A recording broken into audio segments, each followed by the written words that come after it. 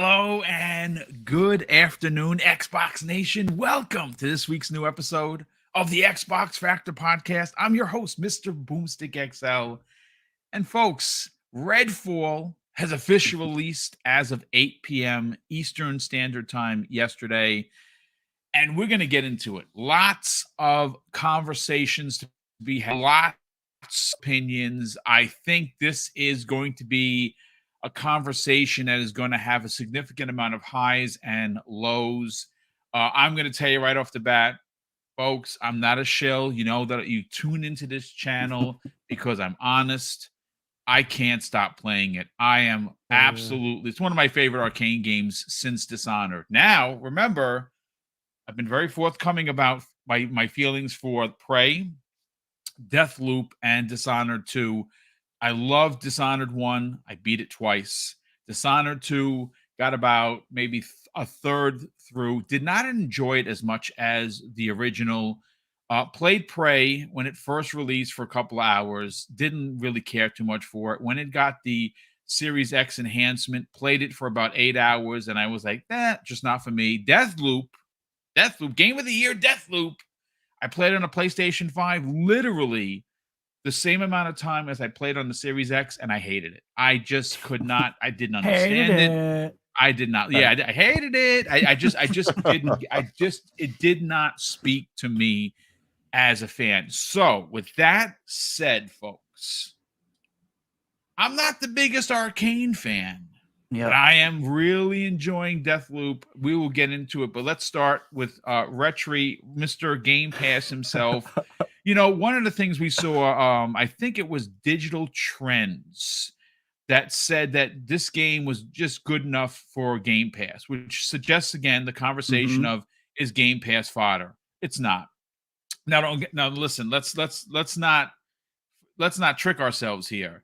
This game has problems, and it's a half-baked game. It's missing some elements. There's no mini map. There's no indicator for bad guys. You got to really spend your time and looking, which is what I do. You'll see in the gameplay footage. Like I said, we're going to get into it. But Retry, how are you feeling, dude? Again, this is supposed to be Xbox's year, and you know this is one of the big ones, one of the big three. Or the big four that's supposed to come out. And this is very subjective. It's sitting, you know, like a lot of Xbox games do, mid-60s. Maybe it gets to a 70. Not what Redfall team was looking for. But how you feeling, man? Welcome. I'm actually in a really good mood today because people are going to think I'm a shill today. I'm enjoying Redfall. And I... Shield. Exactly. And I didn't expect to because I have a lot of trust. Like I posted something about ACG yesterday, and my radar went off because ACG is legit. I mean, that guy. He's legit. I love him. I agree with a lot of the sentiments that he said in his review, which I watched before it got pulled, so people didn't get to watch it till like 7 hours after I did. But I don't disagree with him, but this is kind of like a game I know is fundamentally shouldn't have been released and is kind of bad in a lot of aspects that I'm still having fun with. Yeah. And we'll get into that. This is the game I was really looking forward to, but yeah. Oh, what's up, Dano? I'm not, guys. If you've listened to me, if you've watched my channel, if you've listened to me on this show, you should know I don't shill for Microsoft at all. Actually, I get a lot of crap from Xbox guys saying that I'm a PlayStation guy and I'm anti-Xbox because they're terrible marketing, which and the issues. Well, considering you have a channel dedicated to Xbox Game Pass, that is preposterous. Yeah, it's not going to look. Yeah, it's not going to look good, right? So I get a lot of crap from both sides. I'm just enjoying myself. It is what it is, but we'll get into it. Yeah, this is going to be a spicy one. I have a long list of pros and cons, and my cons list is longer than my pros. So I have a lot of issues with this game. Yeah, but I mean, there are issues to be had. There's no doubt about it. 100%. But again, this is one of those games that I really feel that it's going to be, oh, boom. I absolutely love Didn't say that, Pegasus. Sorry. Pegasus did not say that, brother. I'm not. You can call me a show all day, but I did not say it should not be criticized. I've actually made videos saying the opposite. So let's not go there, brother. Well, listen, Pegasus, cool your hoofs. Take it easy. You're welcome here, but we're not going to stand for any shenanigans. So if you get out of line, you're banned. I'm going to let you know right now, especially when you start accusing people of saying things when they didn't. I don't got time for that. I'm 52 years old, and I run a really good channel, and people like listening, and I'm not going to stand for it. Have your opinion, sure. Call out my guys again, and you're banned. Straight up banned. So, that you have been forewarned. But got to protect my guys. Sorry, your opinion does not matter to me. And if you're going to pick on other people, you're going to get banned. So that's the end of that. But all of that said, Infinite Umbra, you are racing through it back to a galaxy far, far away in Star Wars, which is a buggy mess game. It is. I am real, folks. I gotta tell you, bugs normally don't bother me, unless it's game breaking. Like I lost half an hour. In Star Wars, I was so angry because I had to go back and find all the collectibles that didn't register. What a pain in the ass. But how you feeling there, Umbra? Did we lose Umbra? Oh no, I was contemplating. He's sighing. He's sighing in the background. Yeah, I was like, I played Redfall to make sure I got an understanding and feel for it. So, we could talk on it for today. I've watched plenty of reviews about it and thoughts. And as I was playing it, I know we were talking in the green room. You were like, man, I'm really loving whatever, blah, blah, blah. Despite the issues, and trust, Star Wars has enough issues. And surprisingly, because I'm just, it's Respawn. I expected much better. Those bugs they have and glitches or whatever you want to call them, and some of them game breaking, like where you. How many have you had? I've had a few scares where I was traveling to one planet and I couldn't actually land, and I had to go to the meditation spot, and it allowed me to get back to the hollow, map to pick a thing. And I thought, I was like, man, I already put in 11 hours at that point. I was about to get upset, and it worked. And then it did it again another time. So I just said, let me just stick to the story path for now, because trying to go on your own to go back to whatever planet you want to go do whatever can cause problems.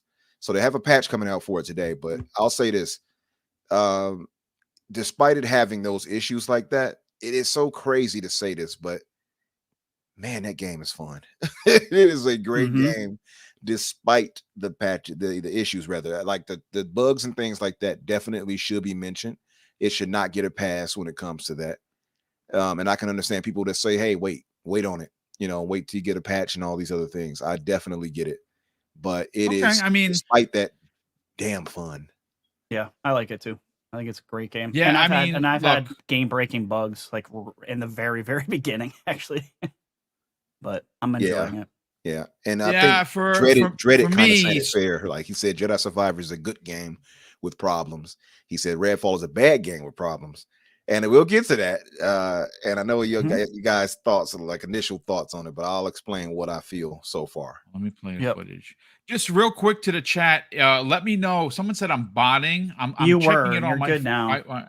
Okay, I'm good now. Okay, yeah, it's been again, chat. Let me know if I break up or anything. I'll just have to my computer again, which sucks. I don't know what's been going on with my PC. But Daniel McGee, what's going on, brother? How you feeling? Pretty good. I had to reset my computer because I forgot that I changed all my lighting settings to film a video recently. And it's on OBS for whatever reason. Even if you change it back, it still looks really dark on other things. So I just had to fully reset the whole thing. So that's why I was a little bit late. But listen, you're here. We appreciate it. Have you had a chance to play Redfall at all? Yeah, I played it for, man, I don't know, probably 4 hours or something last night. Okay, yeah, that's around me. 4 or 5 hours. That's what I'm in right now. Somewhere in that ballpark. We'll talk about it later, but I see in your gameplay that you're playing as Layla, which I think is the right choice. She's really she's awesome, dude. She is awesome. You know what's funny? I found it hard to really pick the characters because I stood there for a second. Yeah. I really like character robotic. You're botting really bad now. Boom. Yeah. Okay. Oh, I thought that was me. Oh, yeah. Yeah, no. I'll be right back. Yeah. Okay. No problem. I played maybe about close to 3 hours of Redfall, like 2.5. Yeah. I think. Yeah. I'm 5 hours in, so we're all pretty close. I did. We're not going to talk about this one, but I did actually effectively finish Jedi Survivor, and oh wow, didn't like it. What? Didn't like it. Wow. Like, I think the writing, the story in that is real bad and like really obvious. Like, there's some twists. I'm not going to spoil anything. Yeah. There's some twist where it's like you're about 5 minutes in, and you're like, I bet this is going to happen, and then it does, and you're then like, it happens. Neat, dude. Didn't see that coming. Yeah. Oh man, and you're a huge Star Wars fan too. I'm a very big Star Wars fan, but to be fair, I also didn't really like the first one. I think that it's just like, okay. There's something about those characters that just don't vibe for me. Well, you also need to also. You're not a Cal Kestis fan. You're not a fan of the actor. Yeah, I don't like very much. I don't like Cameron Monaghan. But actually, I do think that he's one of the better parts of this second game. So there's that. Yeah. Wow. I do think. So he did a 180 for you in the game, but the rest of the game didn't do anything. Well, I still don't love him, but yeah, I think that he's much improved from the first game. But yeah, like Marin's voice acting is just kind of, and I think it's probably the direction is just like very bland. Grease is fine. Sarah's like barely in the game, so whatever. I don't know. It's just like a lot of the story choices that they made are just like, eh. And without spoiling anything, like you kind of end in the exact same place, like not thematically, I guess, but like the status quo is exactly the same at the end of the game as it was at the end of the first game, with the exception of like some like one or two spoilery things, and to the point where it's like this kind of just feels like a wheel spinning game. So there's that. I don't know. So far, I'm loving it, man. I'm on. I mean, I'm very early on too. But how long did it take you? I'm probably 6 hours into it. But I wanted to know how long is this game? I don't remember hearing the hours. I didn't do a lot of the side stuff, but it was only like 12, 14. I don't know. Wow. Okay. I would say about pretty low. Yeah, for the main story, probably about 14, 15, 16 hours. But if you're doing the side content, you're going to be doing this for a good 30 or longer, because the worlds and such are so open. It's a lot to explore, a lot. And I'm not digging on 12-hour games. I actually, mainline 12 hours for me is very okay for games these days. I actually kind of hate it when it's like 30 hours mainline. Like I don't have time for that. Yeah. But like me, the way I play those types of games, I have to get all my powers and such up. So you're going to want to do the side missions anyway, because you get certain power-ups and things like that, and abilities from it that you wouldn't get normally. It also just gets like really annoying with all the bugs and stuff. So I think that did hamper my enjoyment of it, just because like I got to the last fight, and I don't think it's a spoiler to say you win. But damn it, Danny. You beat the bad guy. Spoilers. It is a story. But like the last cutscene after you beat him, his model like fully didn't spawn, and he's like going on this whole long ass speech. Then you're like, did you record that by any chance? I love seeing shit like that. No, it's really funny. It's actually even funnier because the wound from the lightsaber stays there, but it's just like hovering in midair, but the rest of the character model isn't there. It's really dumb. It's a deep cut. It's a boom boom. It's a good first cut is the deepest. You become one with the Force like immediately. It just didn't run well like at all. So that was a real bummer. But to me, ultimately, it plays well. I had first tried it in quality mode, and I think the devs even said you should try it in quality mode, which is 30 frames. But now that they have the patch coming through today, I'm wondering how much it's going to improve things. But when I moved it to performance after the fact, I haven't had that many issues. I mean, I've seen some slowdown. I've seen like there have like it's like almost when you go to the cutscenes, that's when you'll see like a jump in the frame or drop in, you know what I mean? Something like that. Yeah, because it's dropping in half, essentially. Yep. So yeah, that makes sense. I'm enjoying Jedi. I'm still very early on to make any sort of, like, too early in my opinion to make a decision on Jedi, but I don't know. I also really loved the first game. The beginning of the first game, I remember thinking, I'm not sure I'm going to like this game at all, because it kind of felt a little clunky, and I just wasn't feeling like the lack of Jedi powers for obvious reasons. You were becoming a Jedi. Yeah. But yeah, that game for me took a while for me to like, and I ended up loving it. So hopefully I'll like the new one, but time will tell. Well, I mean, the longer you wait, the more likely it is to get some very needed patches. So there's that at least. Right. Yeah, that's true. That's true. And there's a patch today, so hopefully I'm playing in quality mode too. So, which has been, I still had game breaking bugs in it. Like my very first fight, the second I took out the lightsaber, boom, game froze, and I had to restart. I saw. Yep. I saw crashes. I saw character models just like slip sliding across the ground without animating. I saw, like, if you name a bug, it was in there. Guys, I'm back, ladies and gentlemen. I'm back. Welcome back. The vamping work. Thank you, sir. We were just talking about Star Wars, so we can move on to whatever. Yeah, I mean, listen, I don't know. Maybe I'm 10 hours into Star Wars. I'm at the second planet right now. Like I said, it's a great game. It just has a host of bugs. It's again, the one thing I found very odd is that a lot of the reviews, they were very high on this game, on the promise that it's going to get a patch, and it did get a patch. And the patch, I think the patch might have did more damage than good, I guess. I don't know. But listen, at the end of the day, we're here to talk about Redfall. But before we get into the Redfall, because I think that is really going to have a significant amount of hold on today's show. You know, we have all criticized Microsoft's marketing, and for good reasons, folks, because sometimes they get it more wrong than they get it right. And one of the things happened yesterday, which really set a lot of people off in the Xbox community, was an advertisement for a new controller on the cusp of the Redfall controversy. And that you know, that controller, if you don't know, folks, and I go and I buy the nail polish for my wife, so I know OPI is a great brand for nail polish. And they teamed up, as we know, there's Xbox colors, because I bought them from Mrs. Boom, and they announced that they are releasing a controller dedicated to OPI colors. I gotta be honest with you. I don't know if yesterday was the right time for this. Like, nope, it definitely was not. You know, I mean, like I mean, you know, we're read the room, right? Yeah, I mean, it's.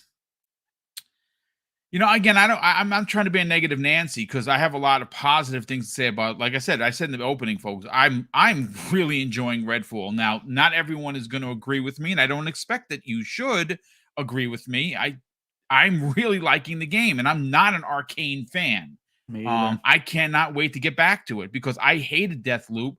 I thought I was very lukewarm to Prey, and I didn't like Dishonored, but I loved Dishonored. I loved Dishonored 1, did not like Dishonored 2. So go figure. So I'm on the opposite end of things, because I'm not a quote unquote Arkane fan. But yesterday, with this announcement of the controller, I don't know, Retri.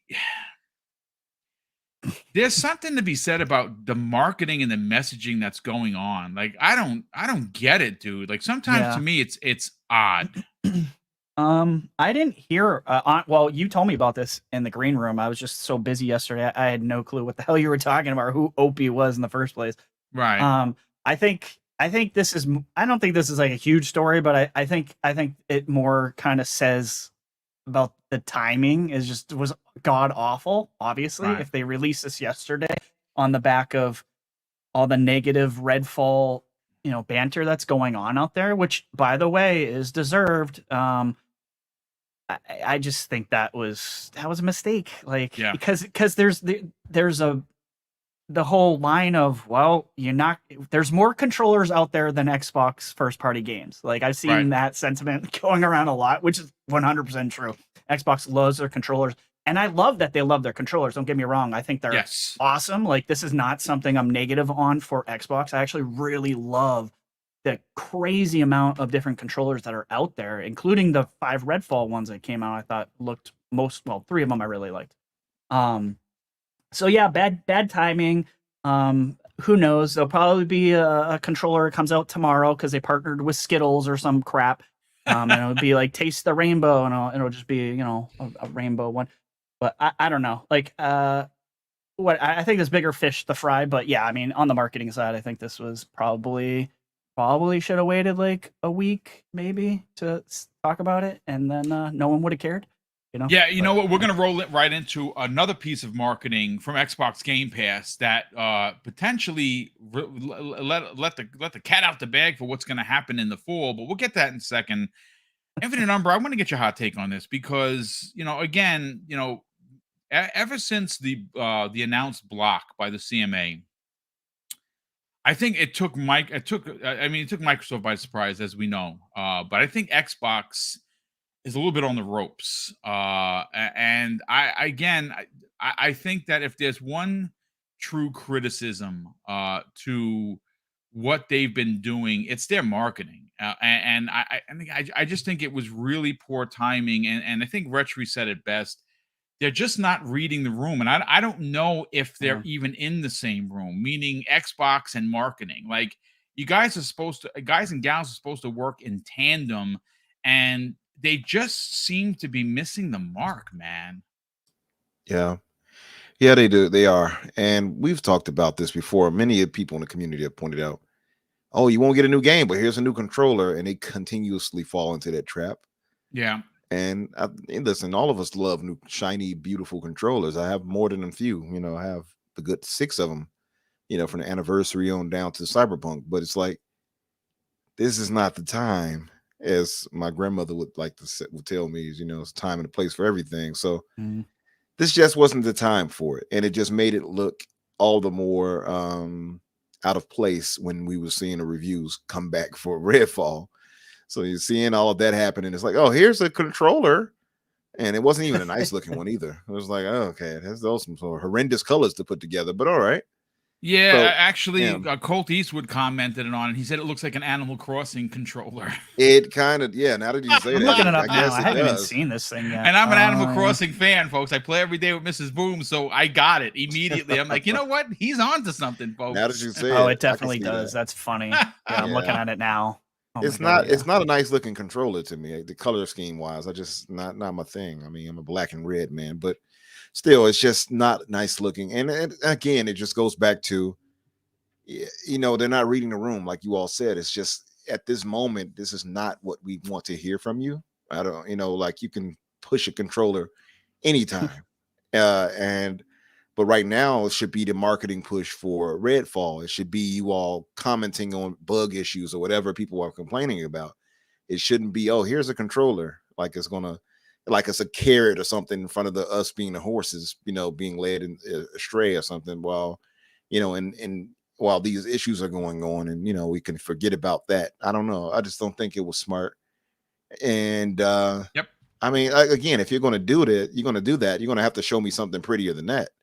Maybe that would have distracted me if it was nice looking. I don't know, but you don't want the sun-kissed vibes special edition controller. That's what they're calling it. I love it. Yeah, it's not doing sun-kissed. Yeah, it needs look, like I said, I bought two out of the 5 Redfall controllers. I have a significant collection of them. I like controllers. I do. I mean, it's one of the things I collect. Okay, so what? But yeah, yesterday wasn't the time. I'm very, I appreciate the honesty from Retri and Infinite, but I'm very interested to get Danny's opinion on this. Danny McGee. Danny already bought it. It's pre-ordered. Yep. I doubt that. I doubt it. But let's. How did you know, dude? No, I saw your nails. Literally They're pretty controller, and aren't they? Wow. Yeah. No, I don't know. This doesn't bother me like at all. It's just as like I didn't even really hear about it until just now. I just looked up a picture of it, and like I don't know. It's not great, but the idea of it is clearly that it's like advertising of like a partnership with this nail polish that they did something with before. Yeah. And so like it's not for us, so it doesn't matter what we think about it. Like this is a controller designed to appeal to women, who there are a lot of them in the Xbox community. Absolutely, tremendous amount of women gamers. So I don't know, maybe they're more interested in this. I really don't think it matters that they decided to show this off in the same time that Redfall is having trouble. Like they can do two different things. Also, Bethesda's marketing is handling Redfall, and now they're doing this controller thing. Like I really don't think it matters. It's just going to be a situation where like, hey, there's another controller out, and it's I don't know. It's a nothing sum game. You know what I mean? Mm-hmm. It's just a thing that has happened. I think though that's why it's silly. It seems silly to be there because I think it's honestly more silly to be concerned about it. Well, not just concerned. I would say. See, concerned isn't the word. Concerned is like, oh no, don't do that. I think concern might. Like I said, it doesn't really matter to me. I just think that in an era where if Nintendo farts, people go to sniff it, right? If PlayStation shows a PlayStation logo, it gets 8 million views. So the point is, when Microsoft says something, people are pointing and laughing, and it's and look, the truth of the matter is that this is it concerning? Is the brand dead? No, the brand is far from dead. The brand is a strong brand, and the numbers prove it. The bottom line is that as podcasters, and we have almost 500 people here, we are more in tuned to what is going on in gaming than someone that buys a nail polish controller to go play a said game. And that's awesome if they do, because if Mrs. Boom wanted one, I would get it for her in a heartbeat, because I buy her the nail polish already. So I know who OPI is. I mean, I'm laughing at someone. It is what it is. Sony's farts are organic. That is all. I mean, but you know what? Anthony Chipmunk, keeping it real, brother. Keeping it real, Anthony Chipmunk. I love you, brother. I mean, I don't know. Whenever I see like a new controller announced by Xbox, because I don't really care. Like I didn't even really care for the Redfall ones. I didn't think they looked particularly great. But like whenever I see that, it's just like all I can think of is that thing that not Phil Spencer, that Todd Howard said about Skyrim, when it's like, yeah, we'll stop remastering it when you stop buying it. They keep putting out controllers because they make money. Yeah, like, it's happening. 100%. Look, I think it's just a matter of marketing. If you're going to have your marketing, be lock in step. If you got this game coming out, that's it. I don't want to see a pink and orange controller or whatever this is.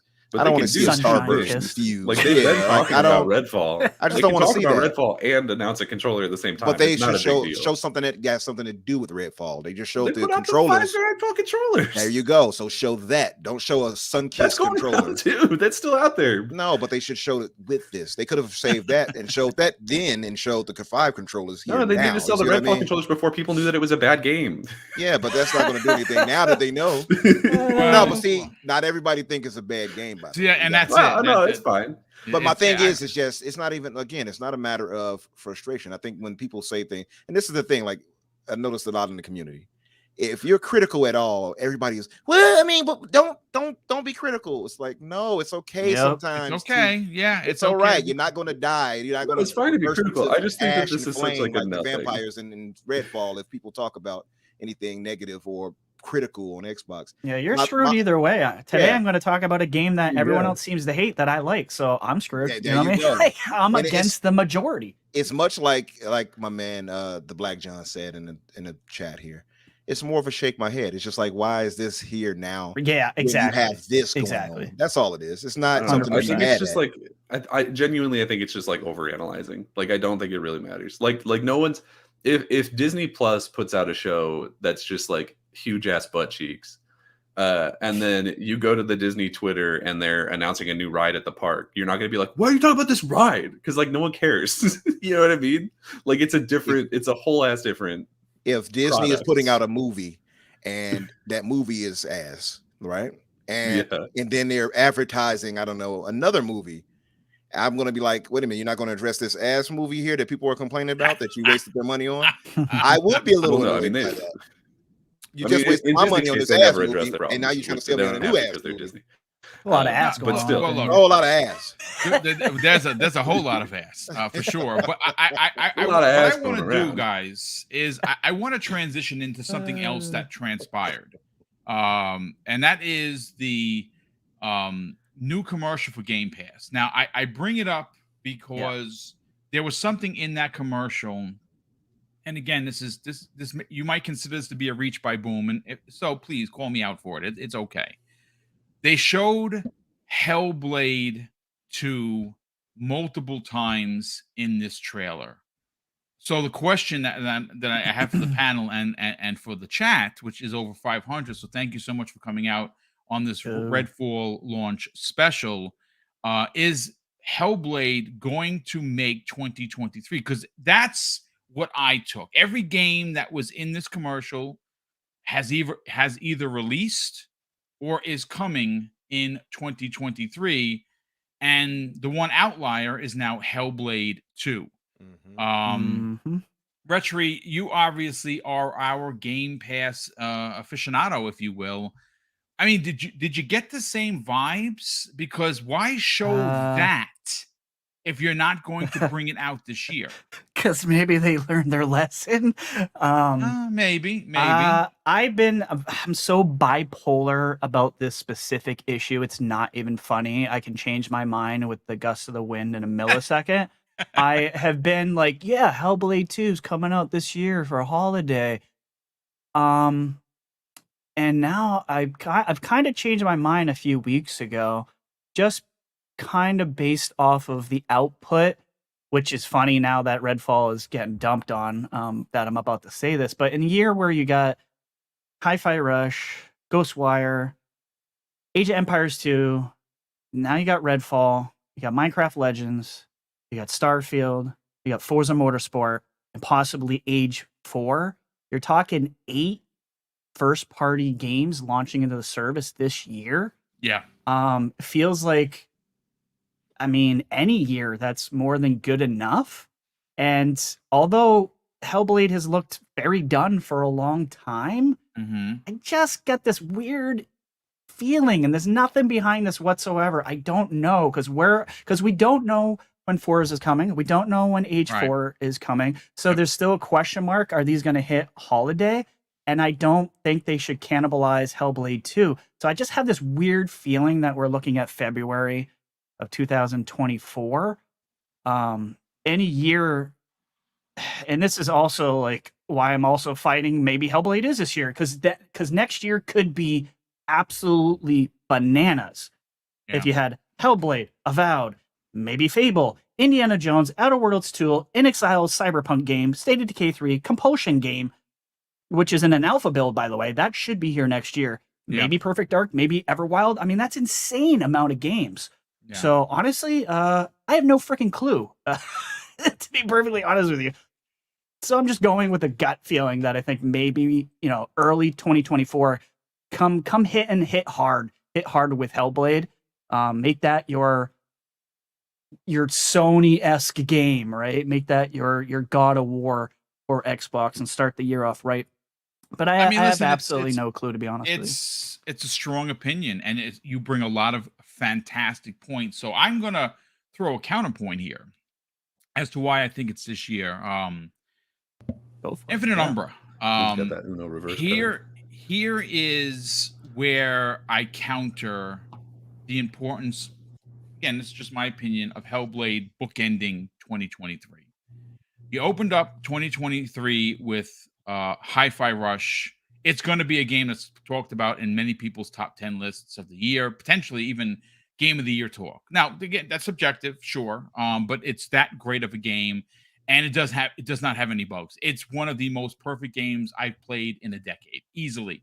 It's just amazing. It really is. Maybe because Redfall you should have been shadow dropped. Maybe Hi-Fi Rush. Maybe we're gonna get into Redfall. We're gonna get into Redfall. But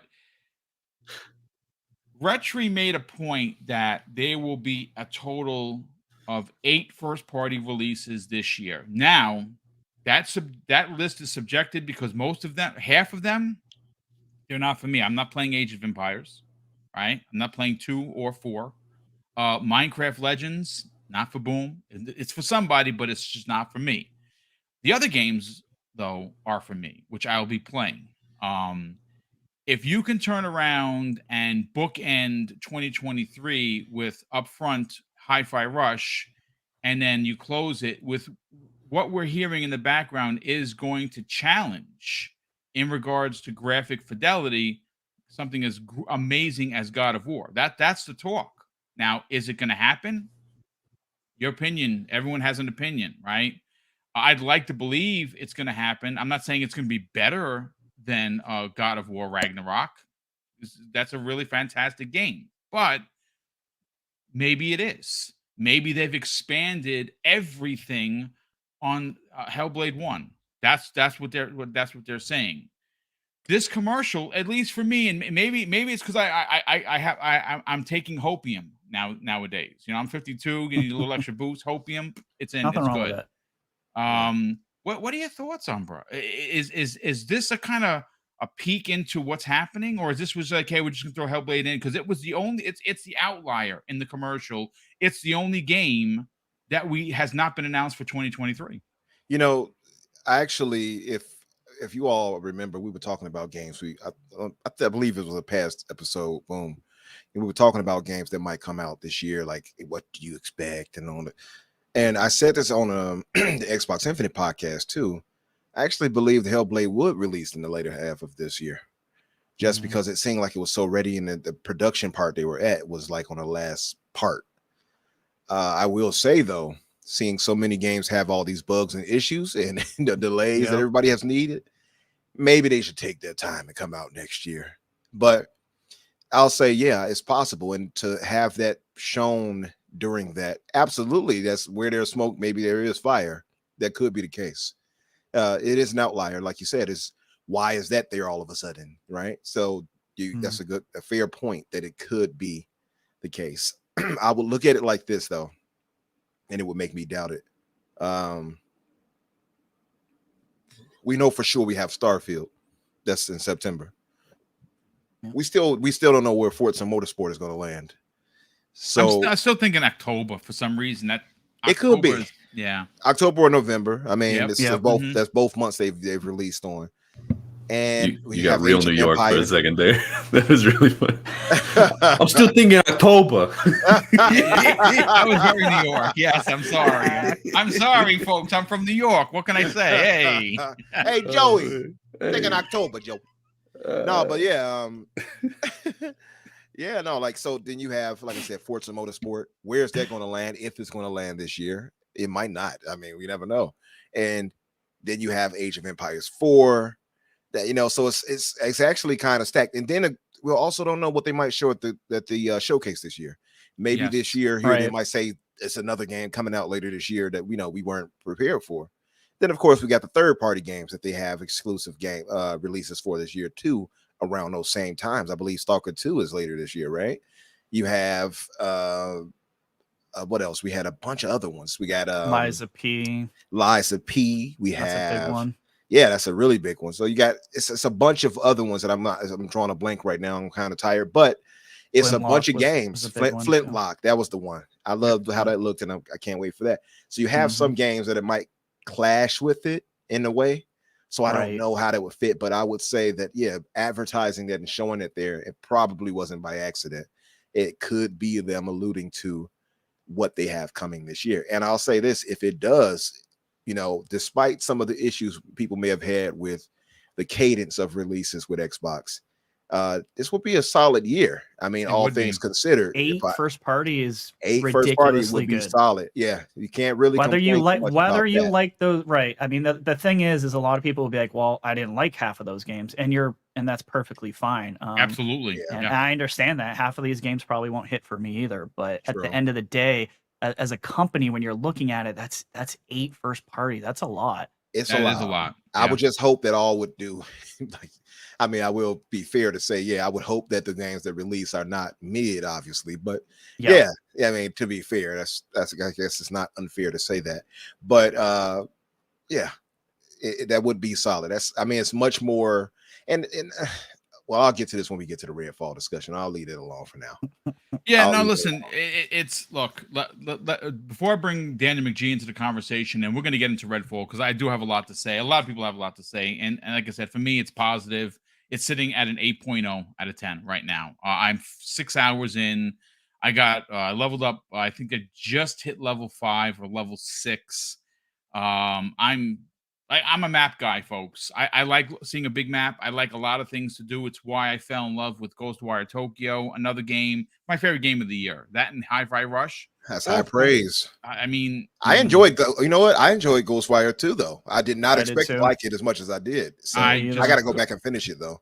41 hours to finish it, but that's because I go here, there, and everywhere. I never stay on the same. That's what I'm loving about Redfall. We'll get to that in a second. Drawn TJ, Jenna's friend of the program, drops the first super chat of the day for $2. And he says, Redfall is great. I would rate it at a 7.5. You know, and that's what I went to sleep last night. I played for just under 3 hours last night.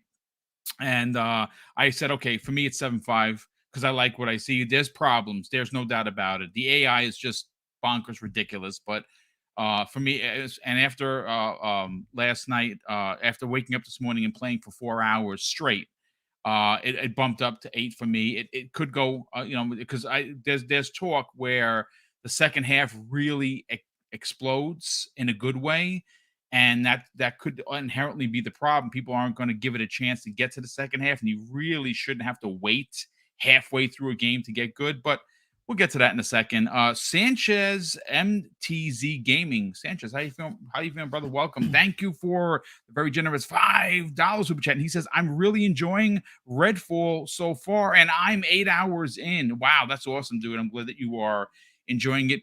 Good friend of the program, Bunty, drops a $5 super chat and says, looks like the game is going to be a mixed review game in the community because it was okay for me, just not too many enemies. Story was okay.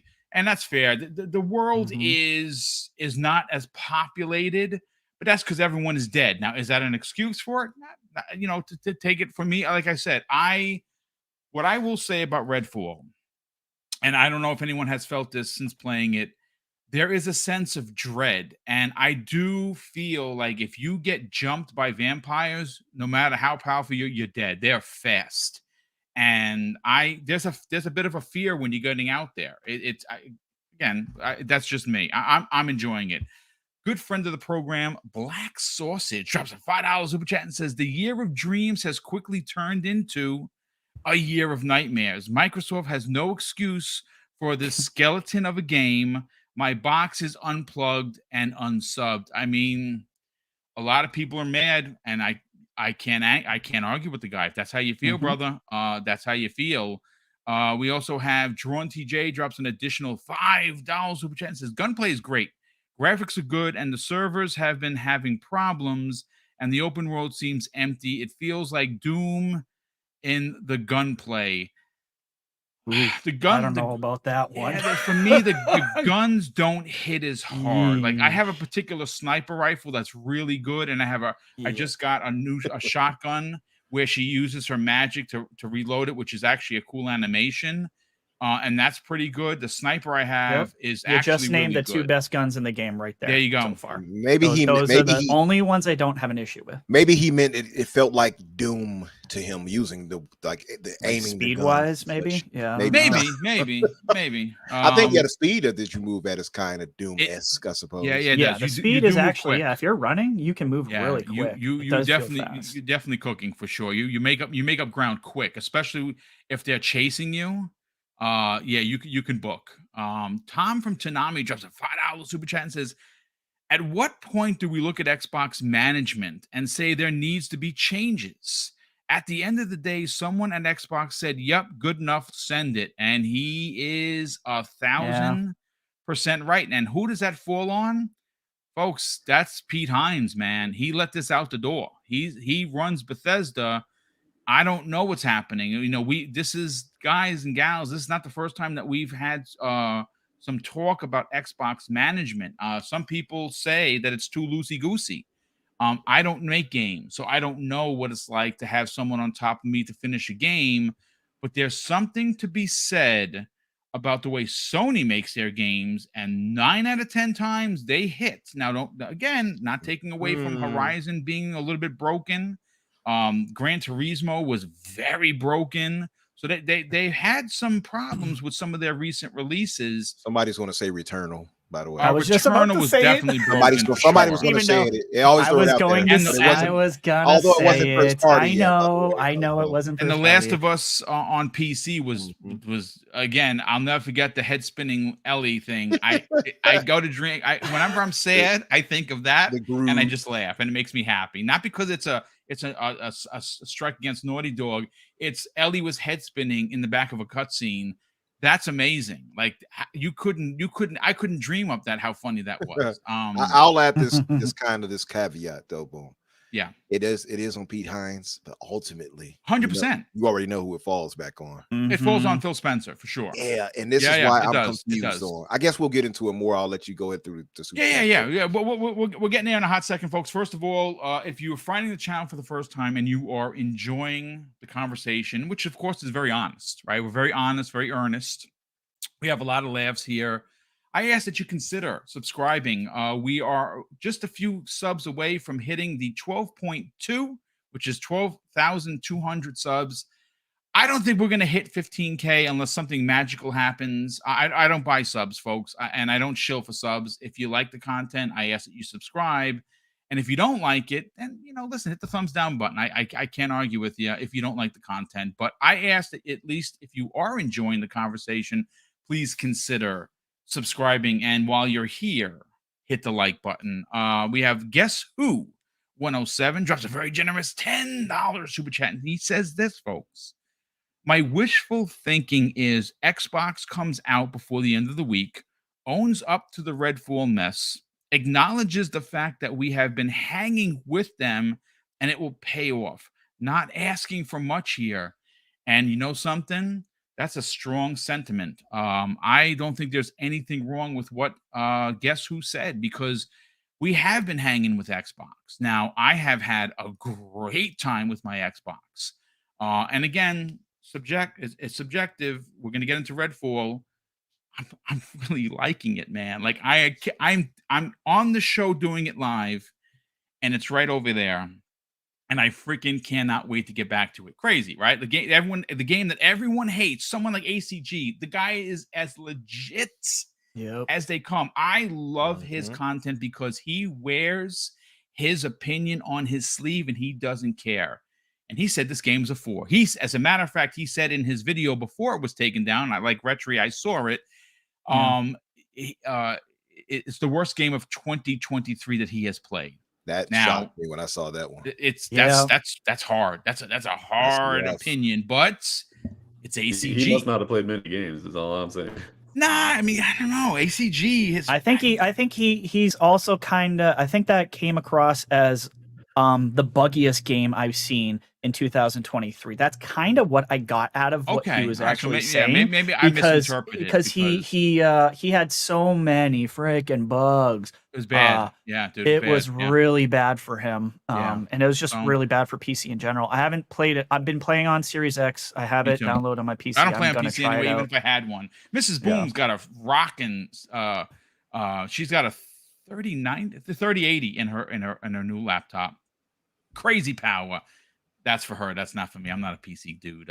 But Brett Bingham. Brett, how you feeling, brother? Been talking with Brett in the DMs. What a good dude. We go back and forth for like hours last night. Brett, how you feeling? He drops a very generous $5. I think Phil gave Bethesda and Todd the discretion to put out their games. Unfortunately, I think Bethesda's autonomy may need to be put back in check. I mean, they do run here. Like, this is Xbox Game Studios. This is Bethesda. They're running parallel. Maybe they need to run like this. I don't know. I mean, they said they when they announced and they had that big sit down powwow of what Bethesda was going to do for Xbox and how it was going to be run, it was explained to us that Bethesda is going to remain its own entity. They have their own marketing. They have their own distribution. They have Pete Hines, who runs the entire show, along with Todd Howard. I mean, I don't know. It comes into question management, guys, and I can't speak on it because I don't manage games. I can say that there's been some mismanaged marketing. There's been some mismanaged development. Does that mean management across the board is shot? That I think would be a stretch. But are there issues? I think there is, folks. But remember, we're only in the 5th month of the year. It just started. Today's May 2nd. It's got to get better. It's got to get better. Jay Lambert. I'm sorry, Lambert. Rambert.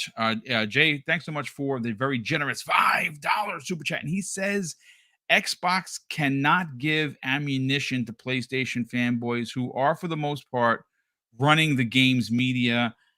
Yeah, I mean, they just need to be better, folks. I don't know what else to say. But Daniel McGee, let's get your hot take on the potential of Hellblade 2, and then we're going to get into full-on conversation. And again, I apologize for not having the Redfall footage. I don't know what's going on with my PC. I'm going to have to really do some checking in the background because the last 2 days have not been good. I ran the footage prior to the show, as I always do, to test run it, and it was fine. And somehow or another, it was frozen, which sucks, but you'll see it eventually. It happens. It's at least I'm talking and you can hear me. I'm not botting out. But Daniel, is there a chance, based on the commercial that was shown, that Hellblade 2 is one of those games that we have not only shown in full gameplay, mode in June, but do we actually get a release date for maybe December? I think we'll probably see it in June. I think we'll get a release date for it. I don't think it's December. It's not impossible. Like, there's definitely a chance. But I don't see that happening. I think I'm in the camp with Retry, where I think that it's probably on that advertisement because it's one of the games that they've had that's been announced for the longest. So it's probably one of the ones that they have a lot more material for. But also, I think probably it's going to be early next year. I think it'll be, I don't know, maybe in that February window that like Horizon and Elden Ring and all those came out in. I could see that. That would make sense. So I don't know. Maybe it's just like that's the first game that they have planned for next year or something, so they have it in there. Or maybe they were just like, if people like Hellblade, we'll put this in the advertisement. I don't know. Either way, I think that's what I would think for the most part. Because again, I agree with Retry, where I think they don't really need it this year. Like people who are like real hard into the paint on the games industry are upset with Xbox's games this year. But realistically, they're doing fine, probably, like in terms of financials and just everything. Because Hi-Fi Rush came out, and that's going to be in people's Game of the Year conversation, even in a really, really competitive year like this year. It's still going to be in. I don't know if it'll be, I doubt it'll be anybody's number one, but it'll be in that conversation. Yep. Then you've got Minecraft Legends, which will probably make like $1 billion based on just having Minecraft in the name. So they're doing fine there. They could probably care less about all that. Age 2 and what was the other one? Not Hi-Fi Rush. Ghostwire Tokyo both came over from other platforms, and those are seemingly doing pretty well. We're going to get 4 and Starfield and probably Forza later the year. So like, genuinely, I think they're fine. I think that they should, if anything, they should probably just hold off on it and make sure that it's as polished as possible and then launch it first thing next year. Like, even if it's ready for the end of this year, I think don't just hold on to it. Because like, I'm still hearing a lot of people being like, when's Xbox going to put out the games? When are they going to put out the games? There's like 8 games this year. Like, what do you want? Know. And like, they're not all going to appeal to you, but at least 1 or 2 of them probably will, right? Like, they can't make every single game appeal to one person, or you end up in that PlayStation camp where you make the same game with different skins, right? Like, the same person who likes Hi-Fi Rush might not necessarily be the same person who likes Age of Empires. They're very different games. Right. But 100%. Yeah. But like, that's the point, is they're trying to hit the widest range of people possible for Game Pass and for like ecosystem and all that stuff. So they're putting out games that are different genres. And so that's what they're going to continue to do. Like, it's totally fine for anybody to be like, yeah, I really didn't like this one. I really didn't like that one. As long as there's 1 or 2 games coming out of first party every year that you do care about and did enjoy, or even just third-party deals that are going into Game Pass, as long as there's a handful of those that like make the money make sense to you, then I think you should be fine. Like, we're gonna be okay, I promise. Well, I mean, look, I want to say this. I got to catch up on the super chats before we move on to Redfall conversation, because this is going to be a long conversation. Everyone is going to have a lot to say, specifically Retri, Infinite Umbra, and Daniel G. I've kind of been spewing my excitement for it. Like I said, I'm quite enjoying it, but there's something to be said. You know, again, I know that in the trenches of the console war, which is violent and sticky and messy and it's gross, they did post $1 billion quarter for Game Pass. A billion with a B, folks. So they're making money. Now, does that matter to us? No, it does not matter to me, because it's not going to help me and Mrs. Boom buy our first home. That's what I said about the Activision deal. I'm disappointed and I'm frustrated because I'm tired of talking about it. And it's really the CMA did their people a disservice in the UK, blocking this deal, scaring off anybody that wants to invest. There's a lot of political shim-sham for it. But that deal being blocked, I wasn't going to win. They weren't going to buy the home, our home that we're saving for. And Microsoft doesn't even know who I exist, to be honest, outside of a few of the staffers for Xbox. So it is what it is. But we're gamers. We're here to talk about games. We're here to play games. Listen, 8 games in 1 year that are first party that have different levels of quality and appeal is pretty good. And I say that because if you look at what Sony is doing, Forspoken released, and that was a disaster. That was a complete disaster. That was supposed to be a big, big exclusive, and it turns out to be a terrible, terrible game. Do I think it's as bad as some people are saying Redfall is? It might be. It might be Xbox's Redfall, and PlayStation had their Forspoken. From their financials, folks, they're releasing 1 game this year. That's it. And it's Spider-Man 2, and let's not get crazy. I freaking can't wait. And you know something? If I'm swinging around the city chasing birds again, it's fine, because I loved Spider-Man 1 and I adored Miles Morales for a multitude of reasons. And like I said, I'm not even ashamed to say this. Go play the first 15 minutes of that game. I cried like a baby because of the apartment was set up just like my abuela. And that Christmas that was displayed there brought me back to when I was a kid, in a very, very Hispanic Christmas time where everyone converged from the family. And those are things that just, for me, they give me goosebumps talking about it. So I'm very excited for Spider-Man 2. It's got Kraven the Hunter, and it's got Venom, and yes, and yes. Did you also have the swagger of a black teen back then, Boom? Or I did not. I did not. But I lived in a housing development, so I hung out with everyone that was African American, and I was considered one of the guys. So might have rubbed off on you. Might have rubbed off. You never maybe. But it's that kind of storytelling that I just love about Insomniac. That particular moment, like I said, there's a lot of things that I've experienced in 40+ years of gaming. For me personally, that's one of my highlights, because of it warped me back to when I was a kid, and those Christmas times. But getting back on track, I don't know if Spider-Man is going to be probably a 10. It's probably going to be a 9.5. It's Insomniac. It's Spider-Man. It's Miles Morales. I mean, I expect nothing but great things. I expect nothing but greatness, to be honest with you. With that said, though, it's still 1 game, and you have to wait to the end of the year to get that. Can we honestly complain about 8 games from first party releasing for Xbox? Folks, I don't know. I yes, we can. No, they can. I should you. I should have phrased it. Should you complain? Watch me. But listen, I think it just have to be supplemented, Boom, right? I agree. And they're doing that. They just, for one, it have to be thank God for releases. the third party stuff coming. Exactly. I think that's a big deal. I really do this year.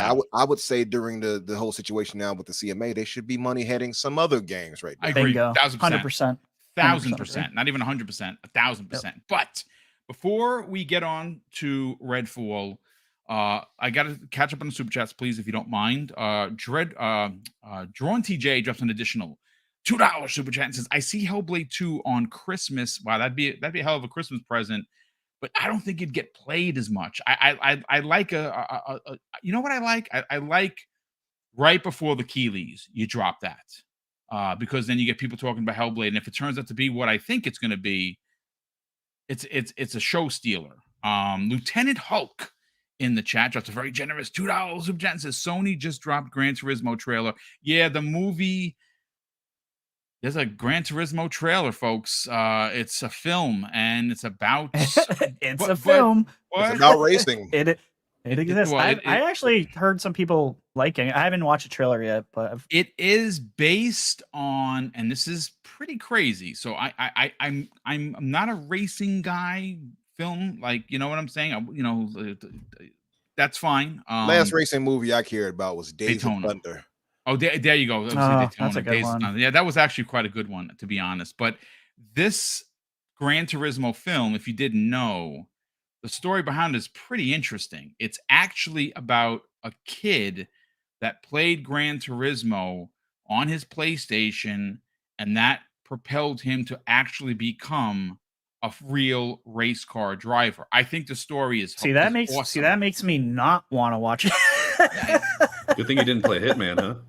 Well, that's a good one. I like that, because then he go around murdering people, and that's definitely not good. Brett Bingham drops an additional $5 super chat and says, "Feels like like a TH thing to launch a game in such a bad state. I think Phil let them make the call, because I don't think it gets out of the door if he saw that." I mean, he's the guy, dude. Like, yeah, he had to okay that. I have a tough time. Sorry, I mean, I love Phil Spencer. He's a gentleman, but he had to have played it himself, and maybe this thing.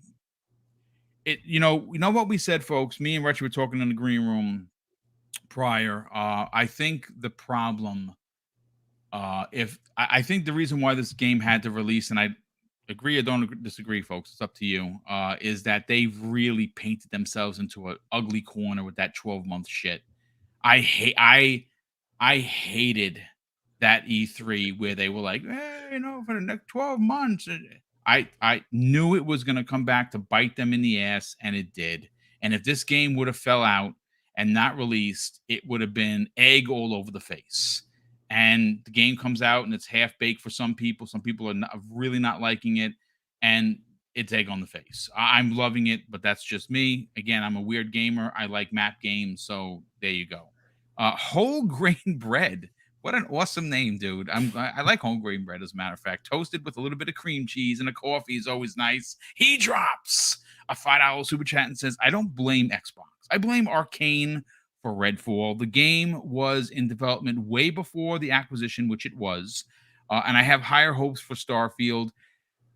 Yeah, it puts a lot of pressure on Todd Howard to deliver Starfield, because it is. I'm telling you that right now. Definitely, it's going to be extra pressure on top of already the ridiculous amount of pressure to delay to release a game that is so massive that it might be a bug they miss after a year delay. They can't miss with Starfield. Yep. Like, we already had that situation when we heard the 30 frames thing. It's like, oh, now Starfield definitely has to be 60. Yeah, right. No, we'll see. We will see. Sour Blow 18 drops a very generous $5 super chat and says, "I'm enjoying Ghostwire.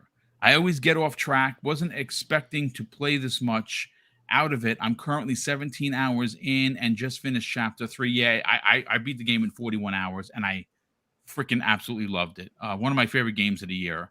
Movie Rants. Joe Kova. Hey, Joe, welcome to the program, brother. He drops, a really generous $20 super chat.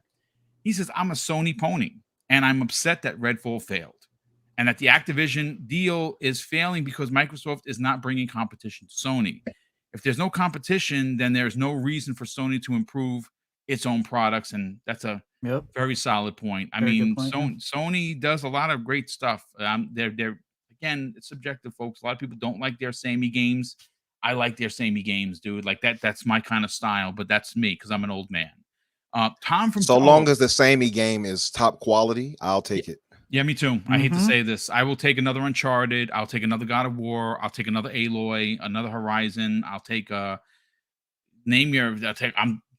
gonna be open arms for Spider-Man 2. If there's a collector's edition, I'm probably gonna buy it because it's gonna have Miles and Peter together. So I'm probably buying it. Danny Passion Official drops a $2 super chat and says, "Redfall is trash, and it seems to be made by 3 people." I mean, that's harsh, but I mean, you're entitled to your opinion, brother. I mean, listen, that's how you feel. Tom from Tanami drops a $2 super chat and says, "Got to disagree, Boom, on Phil or Matt, not Pete." I mean, Matt Booty is head of Xbox Game Studios. I haven't seen that dude. I'm gonna be honest with you. I don't know. Listen, look, when a game comes out and it's bad. And a lot of people think that Redfall is a bad game. Even though I don't, a lot of people are giving their opinion that it's a bad game, and that is perfectly fine. The bottom line is Phil Spencer, Pete Hines, Matt Booty are responsible to get games out the door that work, that sell, that look great, and play great. And that is not the case for a lot of people with Redfall, which was expected to be a monster new IP, and now this game is never going to have a sequel. And to me, that's sad because I'm enjoying it. We have Thanaros drops a very generous $5 super chat, but he's been a member for over 2 years. Thank you for the generosity, brother. He says, "I blame us, the gamers. We keep buying day one." And we buy and pre-order broken games needs to stop. To be honest, I mean, he's not wrong. Let's see. Oh yeah, Drawn TJ. I saw that, brother. Thank you for the DM. He says Destin Legary interviewed Michael Pachter, and he said they can still close the deal. Yes, they can. Again, I don't want to spend too much time with it because I'm sick of ABK. But if you've read what Post Up and Flurry and Muller have been put out there. Yeah, it's the wording on some of the CMA's like stake in the ground things are fundamentally wrong. The same way that they were wrong about the numbers that they had to backtrack and take back, and that's why they moved Sony's console harm off the board. I got to be honest with you. I think they have a really good shot at bringing this to the tribunal to have it sent back to the CMA. But if it gets sent back to the CMA, what does that mean?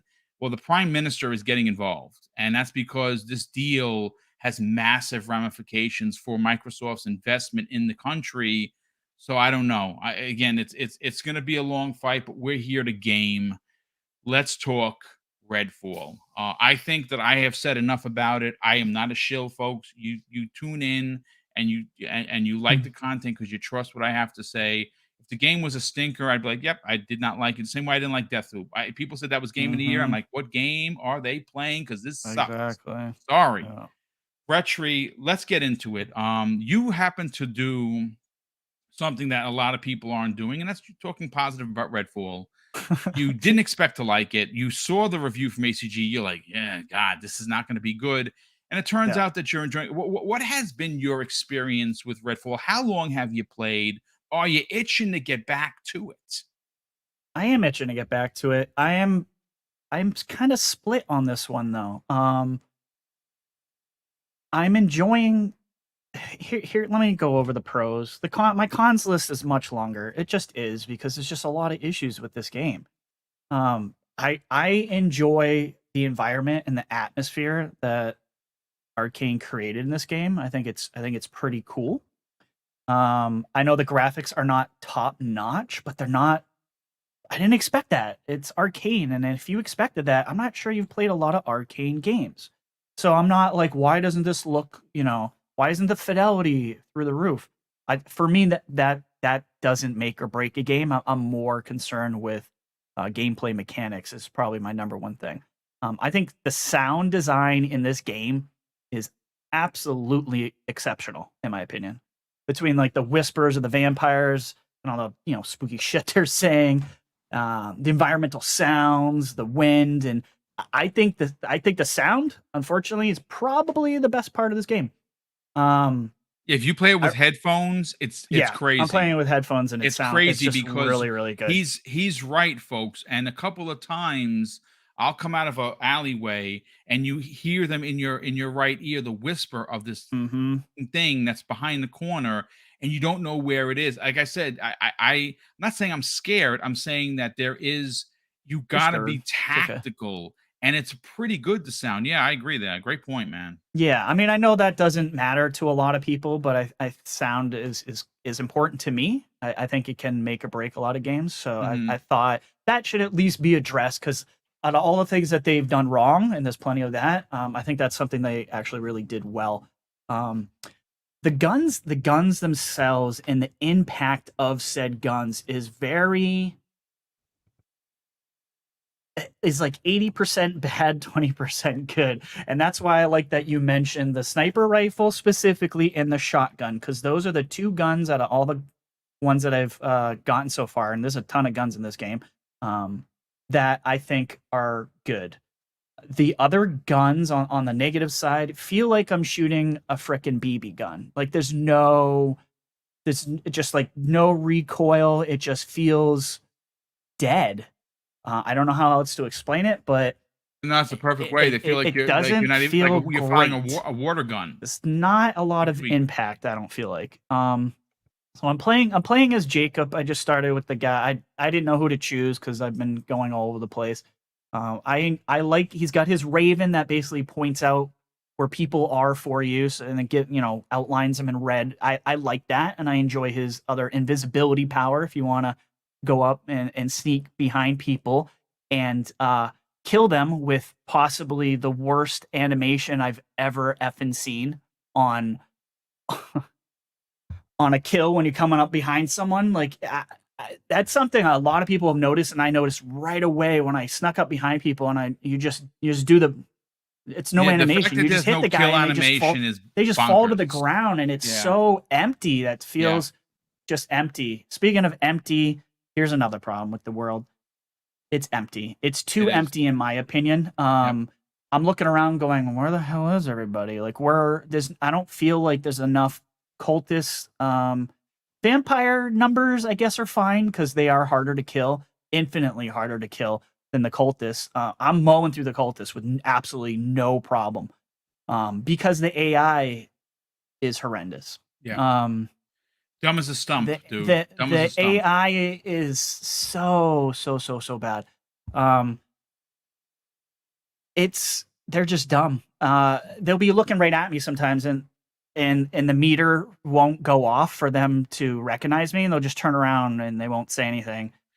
You can literally run in circles around them and still be able to bash them from behind. Like it'll allow you to do that, which it's not supposed to do that. Once they see you, it's supposed to be over, right? Yeah. And you're right. It's really funny. I actually saw one of the cultists trip over a stump. I'm laughing because ACG was complaining about his AI constantly getting stuck, and I'm so mad because I just stopped a recording session, and then 2 seconds later, because I had marked him, so he's lined in red. I can see him like through a rock, and he fucking trips over a stump. It was so funny. But what I noticed about the AI, they do this weird thing where it's like Arkane made them take a direct path no matter what was in their way. So you literally watch the AI like climb over rocks and like jump down, because it's like they told them, hey, you have to take this path and you have to come right back at this path. Don't be smart and don't go around the rock like a normal person would.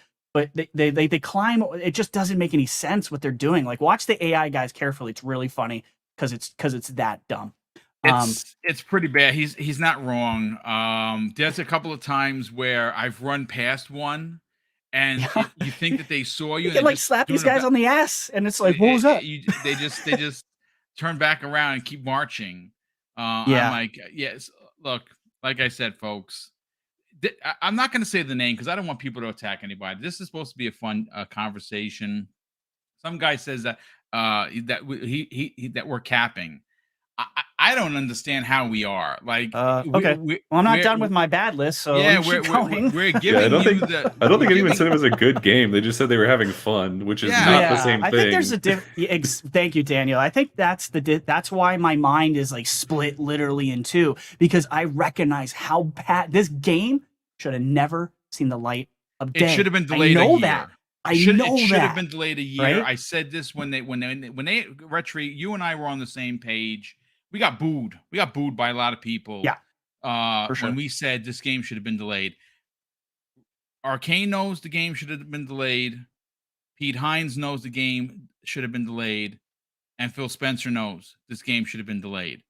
With all of that said, and this is where I don't understand the capping comment, okay? You come here for honesty. Do I have to fall in line with the hate mongerers and say this game's a piece of shit because everyone else is saying that? No. Right, exactly. Okay, the game is broken in a lot of areas, but I am having fun because I'm a map game guy. The same way that Ghostwire Tokyo was like, oh my God, the map is so filled with so many things to do. I did freaking everything in Ghostwire Tokyo, my favorite freaking game of the year. And this is starting to, again, maybe I'm a terrible gamer. Maybe I don't have a good opinion that you want to listen to. I don't know what to tell you. Yeah. I'm actually having a lot of fun. Yes, the game has monster freaking problems. There's no doubt about it. But I'm not going to fall in line with you because you hate on this game. If you hate it, oh, that's awesome. Let's have a conversation. Drop a comment in there and let me know why you hate it. But I've been pretty fair about why I like it. I think Retri is doing the same thing as to what. Yeah, and his list is not even done. Retri, keep going. My list ain't done. Yeah, I mean, big. Here's another big problem. Where's the dodge? Where's the blocking? What the F? Like, as far as I know, no characters have this. I'm only playing one, but I've asked around and everyone's like, yeah, my character doesn't dodge or block either, which is kind of a problem, right? We were making fun of some of the people in the gameplay. Someone sent out gameplay very early on their YouTube channel, and the guy's just running backwards the whole time shooting. And I'm like, why the hell isn't he dodging or doing something? Well, now I know why, because he didn't have a choice. He had to just keep going backwards and shooting his gun. But all that said, I like the design of the vampires. I know that AI is really easy to kill, and maybe it's just making me feel good about myself because I'm destroying these guys. Maybe that's why I'm enjoying it. But I absolutely love the shotgun and the sniper. The sniper specifically awesome, is a lot of fun in this game. I'm just sniping people from a mile away. Taking heads off. That I'm really enjoying. The vampires to me are scary. Like I said, the sound design is good. For me, this is like a 7 out of 10 game, and I'm even reserved giving it a 7. I think maybe I'm even fighting myself. That might even be too high. I think I had a very big issue in the beginning of the game where I went to kill the very first vampire. You had to stake him by picking up the shotgun. Well, I picked up the shotgun and it didn't go in my inventory. So I was completely screwed. I had to like reset the game multiple times. It didn't work, and I had to shut the whole thing down just for the shotgun to reappear, so I could actually grab it be in my inventory, so I could kill the first vampire ever. So there's definitely, I mean, to me, that's game breaking. Whether a game breaking bug doesn't have to be my game froze. If I can't move forward because I can't get the gun that stakes the vampire, you're screwed. You can't beat the vampires in this game without stakes, period. Right. Or at least so far in my gameplay. But honestly, I'm having fun. And I think I'm going to have more fun with other people in this game. If people are willing to give it, if people are willing to give it a chance, I will be streaming it this weekend, hopefully with our community that we game with. But I know I just said like more negative than positive, because I think there is kind of more negative than positive, but sometimes you can still enjoy a bad game. And this is one of those games for me where I'm just like, I like shooting things.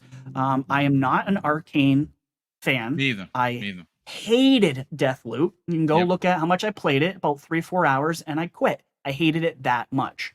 So Arkane, it wasn't one of those studios where I was like, this was the game I was like, man, I want to like Arkane. I hope they can prove to me that they're a studio that I'm going to like. Not that this is eluding a lot of confidence in them, and every single thing. If you hate this game, I understand. And it's fine if you can't understand why I like it. I also understand that. But make no mistake, I'm not a shill. I as a matter of fact, I crap on Xbox probably more than I should. But I am enjoying it. You want better. You want better for the brand that's your favorite brand. Yeah, right. Absolutely. Nothing wrong with that. Like I do not think this should have released. I don't think anyone, even people who are enjoying it, I think can all agree. We can all sit here in solidarity and say, yeah, it should have been pushed back. I just don't know if they had pushed it back, if this it would have been fixed, to be perfectly honest with you. I don't know. Maybe they needed Unreal Engine 5, right, Umber? Maybe. You know what's bugged out though. There was a lot of conversation that the ID team stepped in to help with the gunplay. Yeah, I don't know so much about that anymore. Well, there was very much like they just were like not hand. I heard. See, in the beginning we heard they were hands on, and then I heard later on that was complete bullshit. And now I think it's complete BS because id, in my opinion, is best the gunplay best. Ever. Nobody beats them, in my opinion. Mm-hmm. So if they had been actually developing and doing the gun, that was what I've been saying this for months on your podcast. Boom. The one thing I was nervous about this game was the gun was the gun gameplay, and now I feel kind of vindicated. I'm like, oh well, it's not great. So I'm not surprised whatsoever that Arkane wasn't really able to pull off impactful, good gun gameplay. Like, not that I expect it to be good, but I wanted it to be better. I think a modern day first person shooter has to be as good. If you want to run with the big boys, and you want to be considered a good, at least good shooter, you got to be able to run with the Dooms. You got to be able to run with the Destinies. You got to be able to run with the CODs. If you can't at least get to the starting level of where these three particular games are just leaps and bounds better than everyone else, and try to get to their level, you failed. The gunplay here it's okay. It's not punchy at all. Like none of all the guns feel very samey. Even the shotgun. I'll add, if you're not at the level of a Halo Infinite, even Infinite had gunplay and Halo Infinite is spectacular. Play multiplayer. Multiplayer is freaking awesome. Real quick, before I bring Umber in, because I like these kind of questions, and I ask for it, so I want to respond. I'm going to spell out the name because I'm going to butcher it if I try to say it. It's FAWR-AHYZ. He says, you don't have to think the game is bad, just demand better for your dollar, which I consistently do on this show. Yep. And that is very true. He says, keep the same energy when it's something not on the platform of your choice. See, that's where I get a little offended because I support every platform. And the same way I talk about Sony when I give them smoke, I give Xbox smoke. As a matter of fact, when this 60 frame per second thing dropped, I lost 25 subs that day because I was like, this is unacceptable nonsense in a modern day shooter. I play Animal Crossing every day with the missus.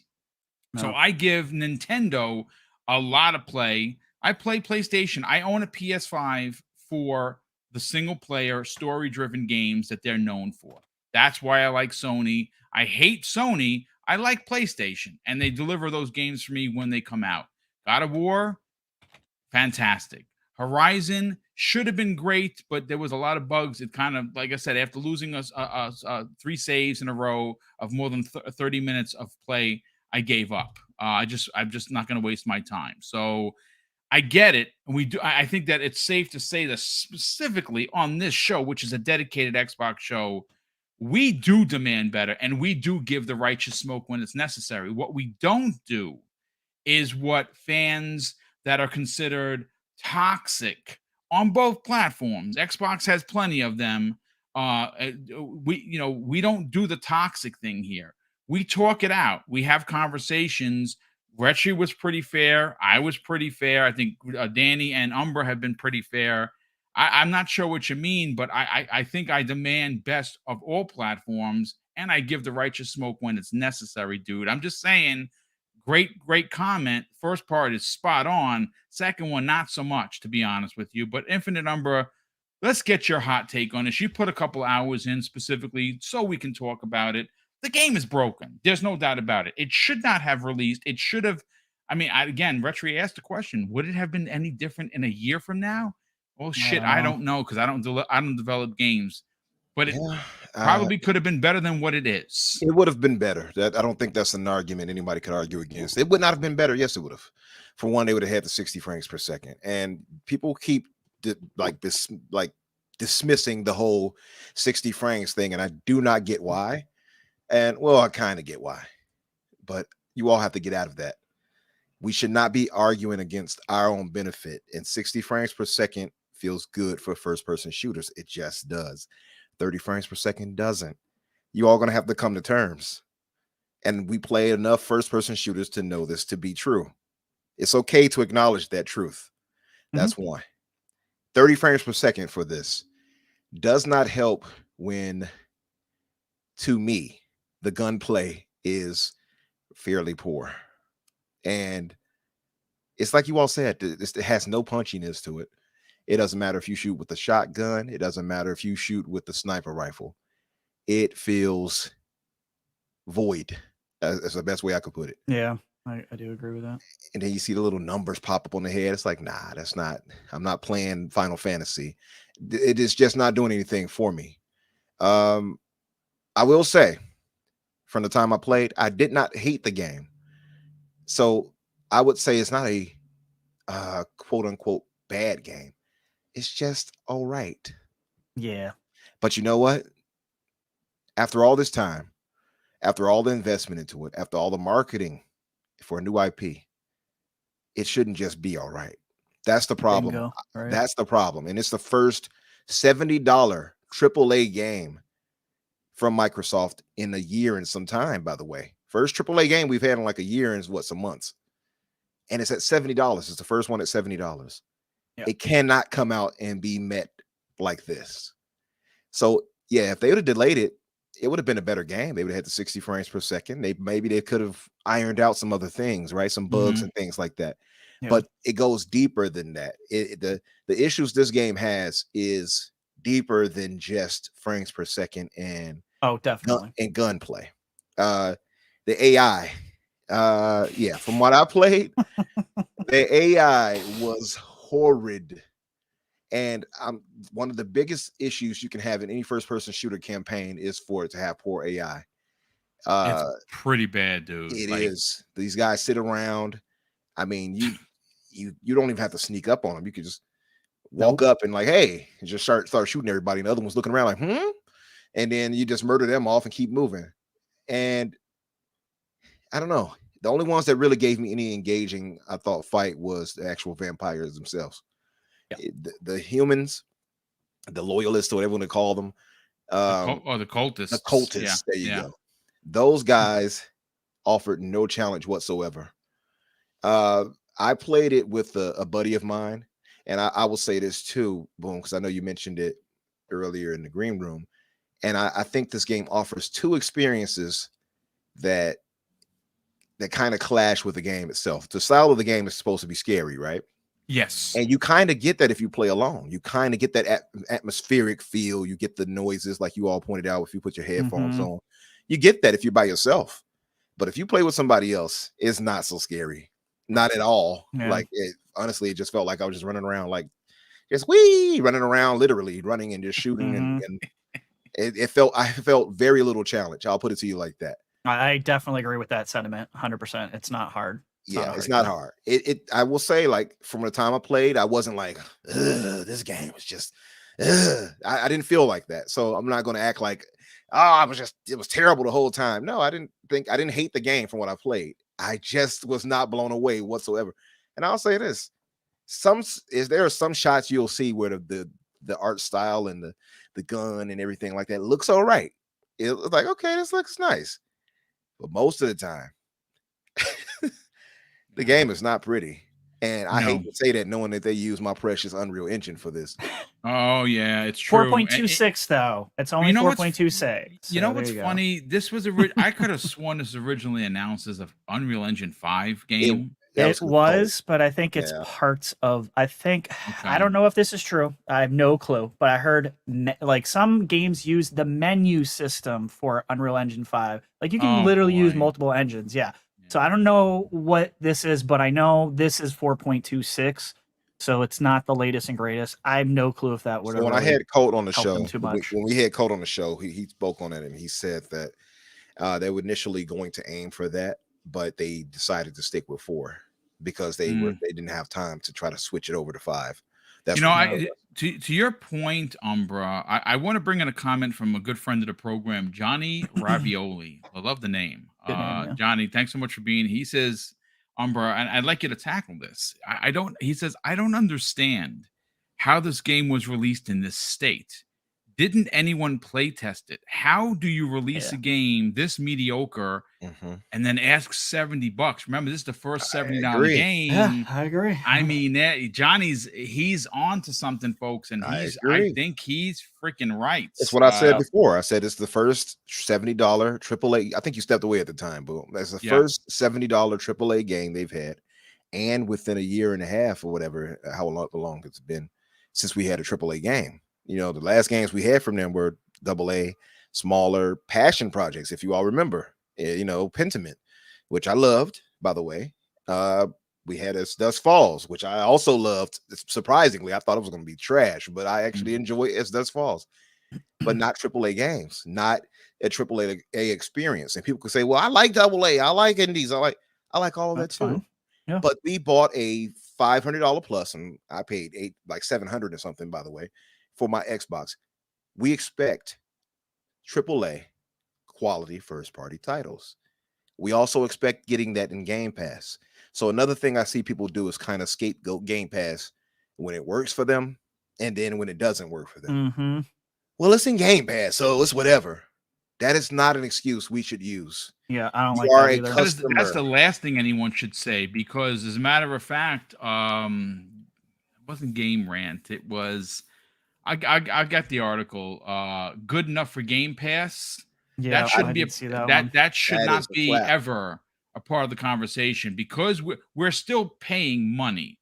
Exactly. And if you want us to say subscribe to the again, value is subjective, Umbra. Some people think that I think that my $15 is extremely well spent. Ravenlock, by the way, drops tomorrow. Has anyone seen that game? Yes, Ravenlock. I think it releases the 4th. It's Thursday. Yeah. Oh, Thursday. Okay. I am excited for that. I will give you that. And we should not overlook the quality we do get from Game Pass, right? I think earlier in the chat, Steel Rain pointed out we've had like 53 releases for games this year off Game Pass. Like, yeah, you got some good stuff. So people can't be like, oh, Game Pass set it off. You know, we've got some good stuff and we got more to come. So I'm not going to try to downgrade Game Pass, but I'm also not going to downgrade the game by saying, well, it's on Game Pass. So no. It doesn't get an additional 2 points in the score because it's in Game Pass. Yeah, and I'm not going to give it a pass because it's in Game Pass either. Absolutely. We cannot fall into that trap. We are paying customers at the end of the day. I know the most of us here, and I see you. I call you all family. I say, "What's up, chat family?" I see you all. I go up a step above, and I say, "Hey, we're family," but we're not really family to Xbox. We are customers to them. We're customers, indeed. And as much as they actually reach out and talk to us as a community, which we are a great community, and they should do that, and no other company does that like Xbox, which I appreciate, by the way. But at the end of the day, we are customers. You should not ever write it off just because it's in Game Pass and say, well, it's in that, I could just try it. Yeah, it's technically you do get to just try it, but you should be asking for top-notch games, top 100%. Quality. And the part of the issue I have, and we had this issue with Halo Infinite, when they showed it, I was hyped because I'm just a Halo stan. So when they showed it, I was like, woo! You know, as his steam kind of coming out of my nose, everything, right? But then when it calmed down, I looked at it again. I was like, why is it looking like this? Why does he look? And he became Craig, by the way. Why does he look like that? Why does this look like this? Where are the textures? Why is this popping in? The cloud in the background. Once the excitement settled down, we came back to the point of, did nobody look at this and say, nah, this is not good enough? So where is the quality control in Xbox? This is the problem.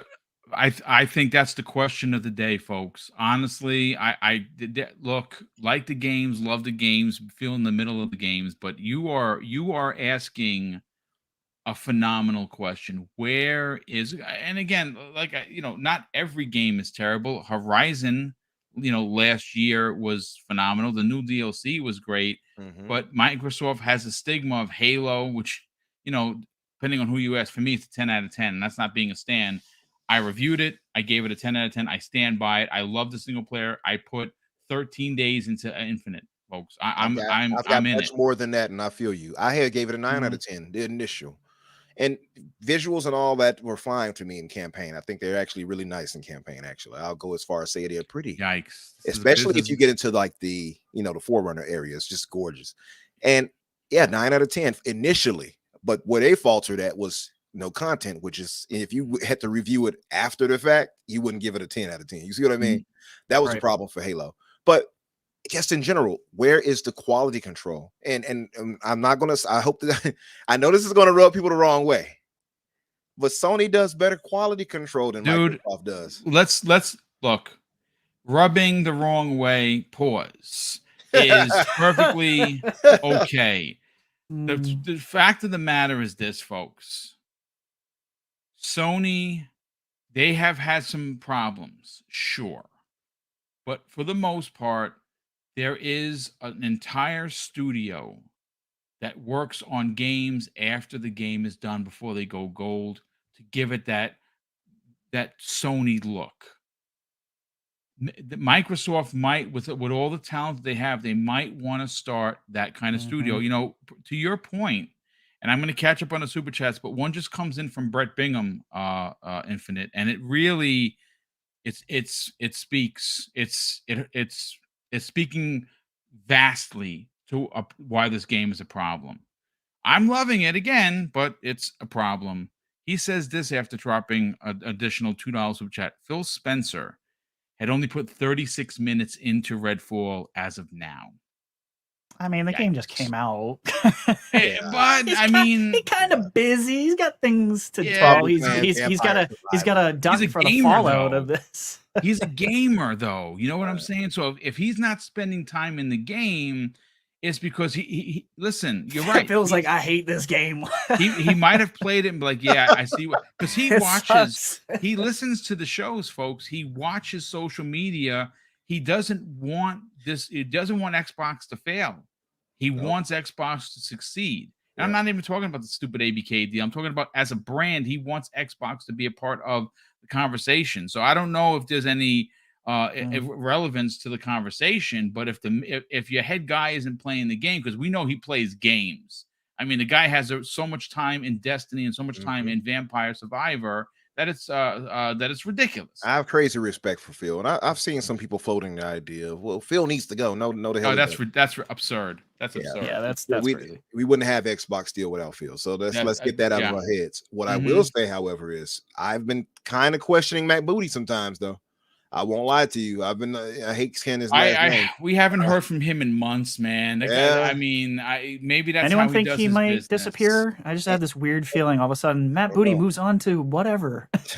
And then when you do hear from him, he just sounds ineffectual. I'm not trying to be mean, but when you hear him talk, you have an opinion, brother. Yeah. Talk about it. But listen to him talk about things. When I wanted to show you guys this, but they told me no. It's like, what? Yeah, you are the head. Okay, I'm not even going to get into that. But my whole thing is to say, quality control seems to be an issue at Xbox. Yep, they have to iron yeah, out. It does. And there's some games that come out great. Like, you know what I mean? We have the Hi-Fi Rush. But is that a credit that we can say, well, Matt Booty and them saw over this and got it out like that? No. Or is that something we can just pinpoint to Bethesda and Tango? And that's another thing I wanted to point out. You said it earlier. The guy was pointing out, I forgot his name that you mentioned in the super chat, but he pointed out, this was a Bethesda situation here with this release. And he's not wrong there, because Pete Hines sees over this. So where do we draw that line? Because ultimately it still comes back to Microsoft at the end of the day. It still comes back to Xbox, still comes back 100%. To Phil Spencer at the end of the day. The thing is, yes, it's Pete Hines. So Pete Hines has to answer for this too. But at the head of the, we got to go to the head. Pause. But all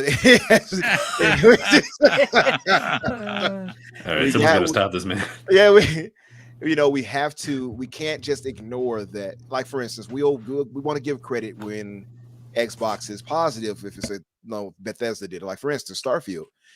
I expect Starfield to be spectacular, monumental, generational. We're going to credit Xbox for that, aren't we all? Yes. So we can't pick and choose and say, well, this is really on Bethesda, this part. That's not really on that Phil and Xbox here. We can't do that. We have to take our L's when they come. We have to take our W's when they come, because they're going to be that much sweeter. So I'm not going to give half credit to this or that. It's just something that should have been overseen and said, hey, this is not good enough. And so it makes me question and wonder, was it a case of it not of quality control where they saw it and was like, this looks good to us, and they gave it to us, which I don't believe. I or agree. Was it a case that they just had to get it out there because they have so many other releases and things like that, that might clash with it later on in the year? Which then, of course, you would wonder, well, then couldn't they just extend it until next year if that was such a big deal? So I don't know. I don't know where we land on this. I really don't. Yeah. They just need more consistency, right? Like they just need more consistency in their first party. But you cannot win if you're Microsoft. You're not winning this no matter what. Yeah. Like you were just kind of alluding to. You delay it, you're gonna get fried. You deliver the game that is got bugs, you're getting fried. Like you're screwed either way. It's in between a rock and a hard place with Xbox, and we all know that because they don't get the fair shake that a Sony or Nintendo would get. That's one, and I think that Microsoft needs to be cognizant of that. They have been, and they need to be cognizant of it. If you know that this is what you're going to get more flack than typically Sony would on these things, you need to be more proactive to make sure that doesn't happen, because you have to change that mindset. When that guy had that article, like you said, it said good enough for Game Pass. That's the same thing a lot of our Hooves brothers were saying, like, oh, it's Game Pass quality. We cannot afford to have that be a narrative that continues to press forward. It's inside of journalists saying it now. So you cannot have that. If I'm in Xbox and I'm hearing that is not going to make me happy. I'm going to be like, oh, you're besmirching, our studios when I hear something like that. That's what I would think if I'm Phil. Like, hold on, you don't talk about my studio. Let me get on this and make sure that this is right and this is patched. So I don't know. I'm torn on all of this, but my whole thing is it comes back to, and this is another thing I'll say, and I'll kind of wrap it up. The part of the issue is, and it's probably overblown in some instances, right? Redfall is, to me, seemingly a 6.5 or a 7 out of 10. Right. And I don't think that's unfair, right?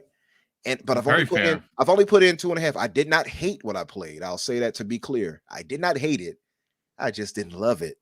Right. And the issues are clearly there.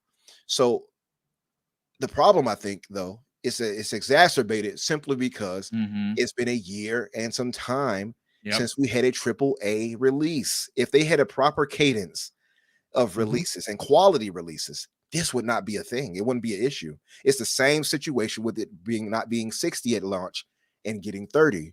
If they would have had a cadence of great releases up until that point, and then we heard the news of it not having 60 at launch, we would have brushed that off our shoulders and kept moving. Like, oh, okay, well, we can wait on that. That's all right. I can wait for the patch to come through. I got plenty of other games to play. That would have been the consistent narrative from most of us at that point, because that would have been a factual statement, because we'd have had a great cadence of great games. This wouldn't have been such a big issue. But because we haven't had that, this is made to look even worse because of it. And that's why a lot of people are saying, what's going to happen now with Starfield? And the mention of 60 frames per second, again, I'm going to go back to that because I see it constantly getting dismissed. I think that Todd Howard and team, even if they deliver it in 30, of course, I believe Starfield is going to be generationally great. I have no doubt in my heart. Trust me, it's my most anticipated game of the year. That, however, should not be something we're like, I don't care if it's 30. That shouldn't be something we're saying, because we give them leeway to give us less, and we accept it, and then we're going to argue amongst each other. And I'm seeing it left and right. If you go on Twitter, you'll see people, I'm not listening to these podcasters anymore. Oh yeah. The 3060 thing is very divisive. It's so divisive, and it shouldn't be. It should not be. Even if it was a matter of you're tired of hearing it. It's like, it's their opinion. Why are you so mad at that? Like this, how dare you keep saying you want 60 frames per second? That is not something to be so mad at. I'm just going to be honest with you. And well, I mean, it's the standard though. These should be the standard. Yes, these are standards though. These are what you paid $500 for your Series X to have. Exactly. The fact that it's running at half the frames. Maybe someone during the design should have been like, you know what? Let's not try for 4K. Let's bring it down to 1440p and run it at least minimum 60. Whatever they can do, 60. Whatever. Yes. Yeah. Mm-hmm. I can take smaller resolution. Give me a 1440.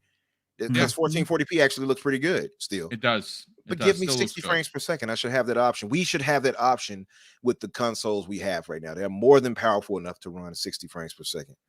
So the excuse of, well, this or that, I'm just not hearing it. It's going in one ear, out the other for me. I'm being honest. And we're seeing way too many of this. And I'll say one last thing, and I'm going to shut up because I've been dragging. This whole debacle where we've had these games released half-assed.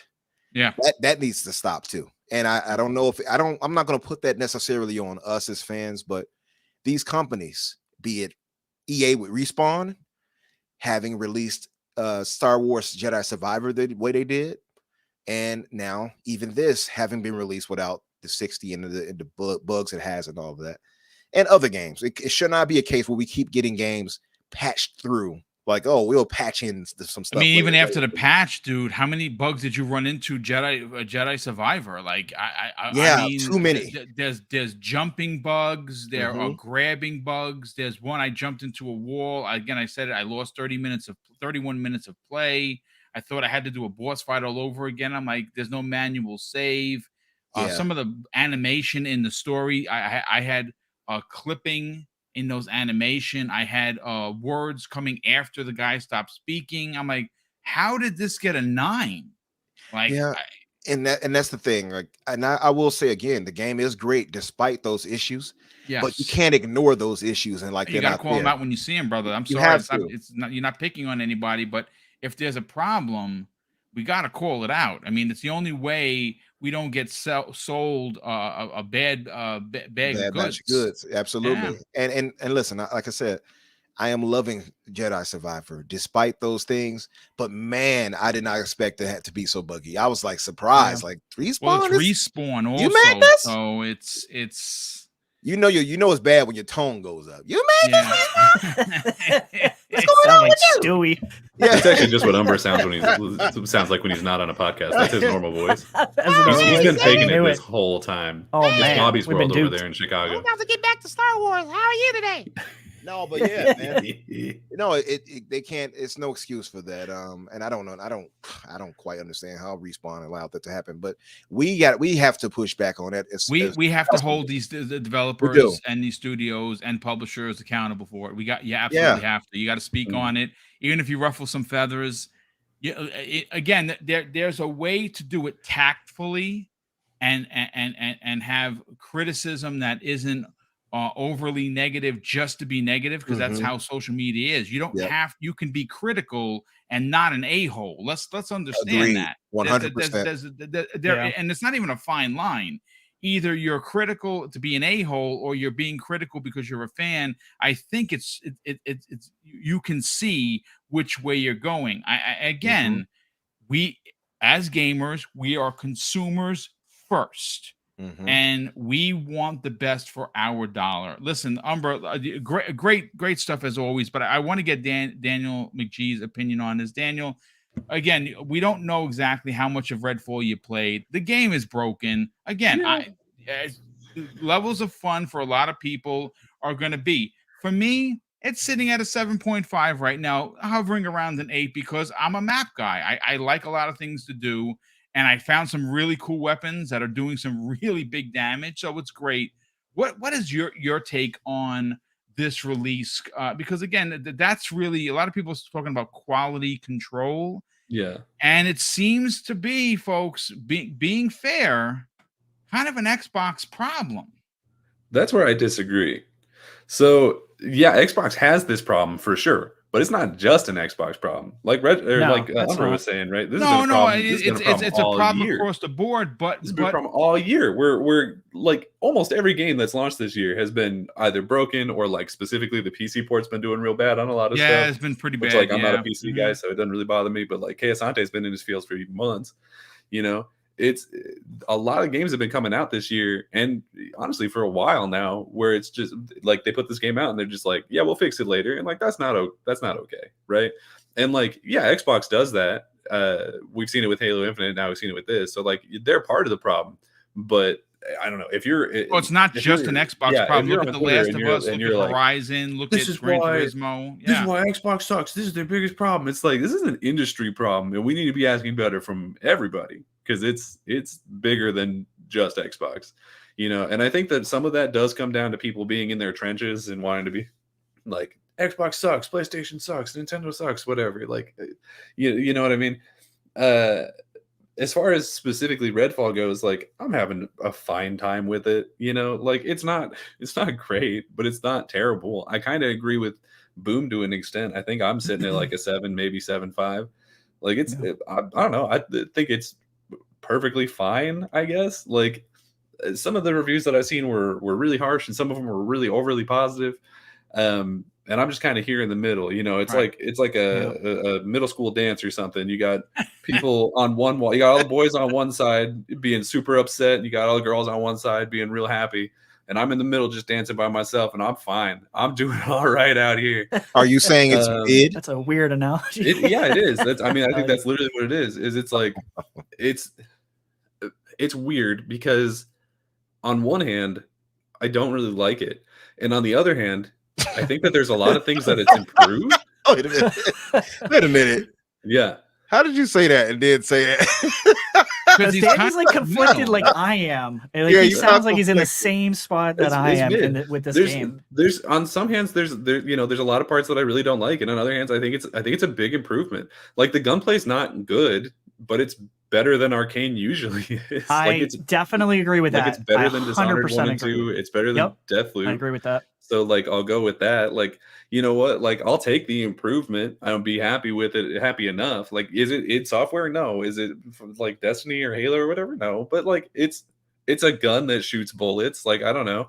I would the first thing I did that's more than you could ask for Dishonored 1 and 2. So you know what I mean? Like sometimes you just gotta take the improvement and be okay. You know, it's still got that same like Arkane art style where it's like kind of painterly. It's very Arkane-y. Like, no doubt about where like everything's got kind of like weird proportions. They also there's a museum in there for like specifically whaling. I don't know what Arkane's vibe with whaling is, but there's like 3 games now that have a big ass whaling section. So I don't know what's going on now. Weird. I think the town is like fine. Like I don't care for the art style. I've never cared for it in any of their games. But I like the town well enough. Like, yeah, the AI is not good, and so there's not enough people walking around in it to shoot up, but the town looks nice. Like I think it looks perfectly fine. It's this like main kind of Stephen King sort of vibe, you know what I mean? And I like that. You know, I like being able to go into most of the buildings and like, oh, this is a movie theater, this is the museum on whaling for some reason, this is a overly large church that is of course full of vampires, because why wouldn't it be? They want to go praise Jesus. Like that's what they're doing in there, but they're praising a different Jesus. Their Jesus is upside down on the cross and drinking blood. Although blood of Christ. Oh! I see where you're going. Anyway, who's to say? Who's to say? No, it's blasphemy on Tuesday for you all. Don't even worry about it. It's so like. I don't know. My biggest takeaway is just like I think this game is pretty much exactly, with the exception of the bugs, because I wasn't expecting it to be broken. This is basically the exact game that I thought it was going to be, where it's like, yeah, it's kind of like it's fine. Like it is a video game. It's like a 7 out of 10 video game. I think if you compare it to the games that are in the same sort of like ballpark of it as like if you compare this to like a Dead Island or like a Far Cry or something, I don't think it shows up unfavorably. Like I think this is in the ballpark of like a Far Cry 5, where like, is it the best Far Cry? No, but like it's fun. I think it's better than like the Dead Island games that I think it takes a lot of inspiration from, honestly. So like it's not the worst thing in the world. And it's not even bad, really. It's just like fine. I was playing it with my friend Alec, who might still be in the chat. I don't actually know. I haven't seen him in a minute. But we jumped in and we're like, yeah, this is the game that we expected. And like after a couple minutes of he was on PC and I was on console, so I went and I changed this look sensitivity so that the shooting felt a little bit better, which I highly recommend everyone do. Yeah, definitely do that. Put it on low. I was whipping back and forth with that gun real fast, and I was like, I don't know what's going on here. I got no control over this boy. But Daddy, let me ask you something. We're having a good time. So you're saying that, and you're basking in the mid of it, right? Sometimes you got to swim in sevens, Umbra. All right. I don't know if I wouldn't give it a 7, but I feel you. So mine at the moment, and I can't even give it official review, right? I can't even give it a score, but I'm feeling a 6.5 ish. Okay, and that's fair. That's very and again, I haven't played enough to fully say. Just to say, I want to make that clear. I haven't played enough to say it's this or that. So I want to beat it first, and then I will give my final score. But my question to you is should that, and to all of you, should that be enough for us? Should we be satisfied? Absolutely should not. 100% no. Should we be content with an easy one? It's good. It's okay. Like that should not. I'm just be honest. I don't want to say that for any game I play. Especially don't want to say it for any first party game. I mean, you just said that about Jedi Survivor a minute ago. You were like, this is a game, but it's broke as hell.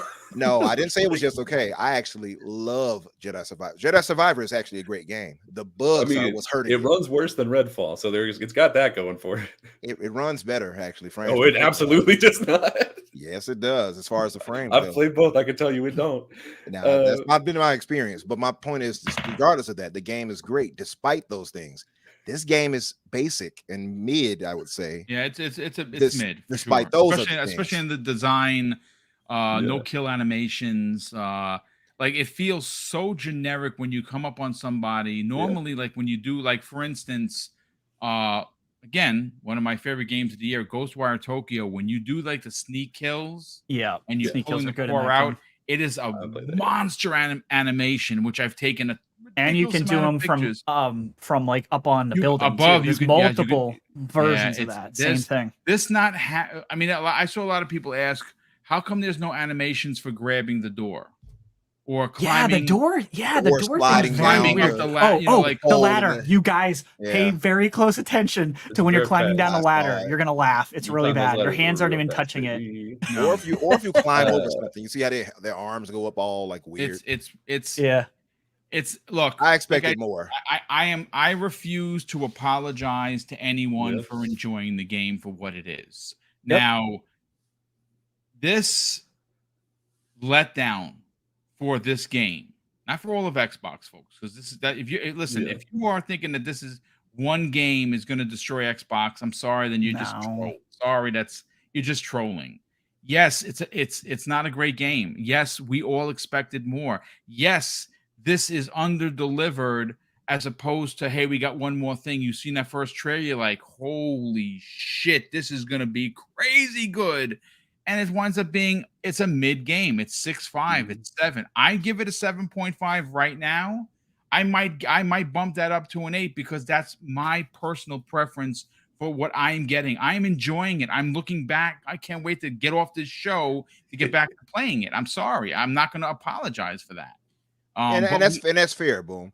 And for anybody who is enjoying it, not everybody's experience is the same. Not every game is for every gamer there, Umbra. Not even just that. Like, however you experience it is subjective. It's how you experience it, right? Yes. Same thing. Like Danny said, he didn't care for Survivor. I'm loving Survivor. Yeah. I think if it didn't have those issues like that, I would put it in Game of the Year contender.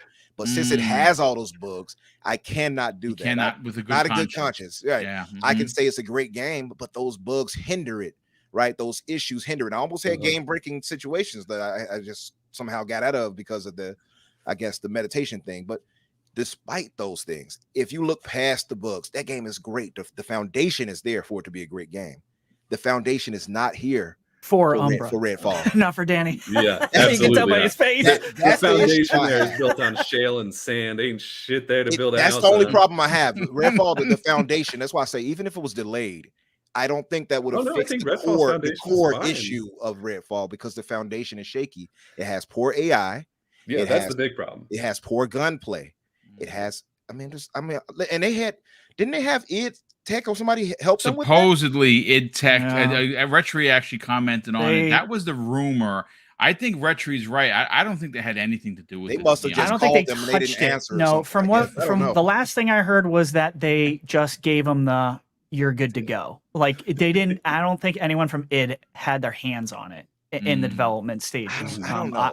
I feel like that must be. It's hard to believe. Yeah, it's hard to believe that they helped them, that it came out like this. And again, I'm not trying to trash anybody's thoughts. If you all loving the game, love the game by all means. This is just my thoughts, right? As JC said, this is just my thoughts. Listen, I'm sorry. The best thing we could say, Umbra and Danny and Retri, it's a mid game. It's just mid. Yeah. And I can't force. I'm not, and I don't want you all to think like I'm trying to force my thoughts on you, right? This is just how I feel. And I'm going to be, and I'm always going to be passionate about how I feel about games, because I love games. Right. But from my experience, from what I've played, the foundation of what Redfall is problematic. They have to fix that before anything else. I didn't experience too many bugs, but it's the foundation that's the problem. Right. Survivor has the foundation correct. It's just buggy as hell. Cool. Now let me tell you why Umbra's wrong. On this Thursday's podcast of the Fix. Umbra. Well, I mean, yes, we'll talk about it as a fix. Just to say this before you do go. With Redfall, I will say, if you play with a bunch of buddies, I think the experience will be even greater in Redfall. Yeah. Playing it by yourself, I think, kind of diminishes it. But playing with people that you can laugh with and joke with, and just like even. Did you see how terrible that bug was? Exactly. Oh my god, that's so funny. I think so. I honestly think that, because even I had that experience with what was that zombie game they gave us? Not Left 4 Dead, Back 4 Blood. Back 4 Blood. I even experienced that with Back 4 Blood, where it is a mid game, but if you play with people, it's way more fun. Much more fun. Exactly. So I would say play it with somebody else if you all are feeling an issue about it. Yeah. Well, listen, let me catch up on the super chats and we get to the outros, because everyone has some good shows that they're going to be on this week, and I'm sure Redfall and its shortcomings are going to be a part of the conversation, and it should. We know Microsoft, like I said, they listen to this, and we got to tell them that you can't keep releasing games like this. The quality control is missing. But again, to speak on what Daniel had to say, he's right. The industry as a whole is just get it out the door and patch it, and that is unacceptable. I put it to you this way. If I would have known in advance, because I'm playing Redfall on Game Pass, right? So I didn't buy it. I bought the Bite Back edition. I might have waited for Star Wars if I would have known that I didn't have just a couple of bugs, folks. I mean, you'll see some of the footage.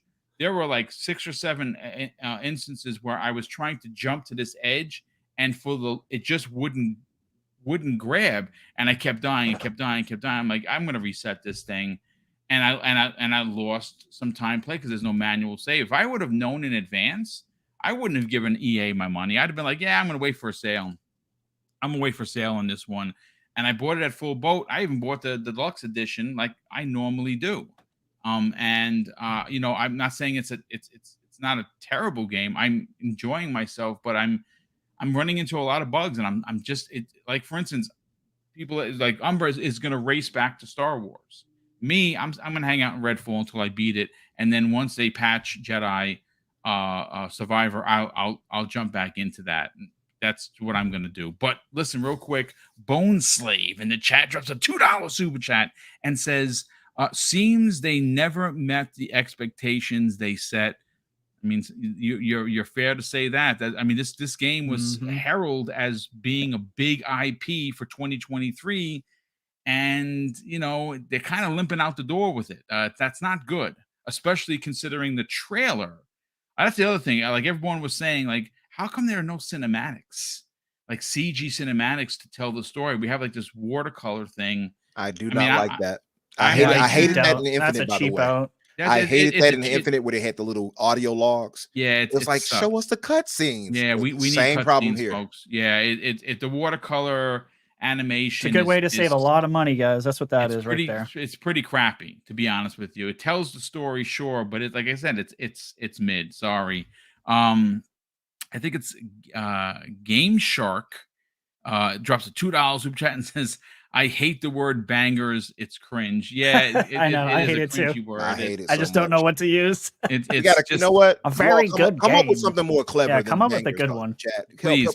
Yeah, chat. Come up with a good one because I don't know what's happening here. Danny Passion Official drops a very generous $5 super chat, and he says this: "I played 40 minutes on PC with a 4090. Holy crap! Still bad. Whoever said that this is a good game has to check again.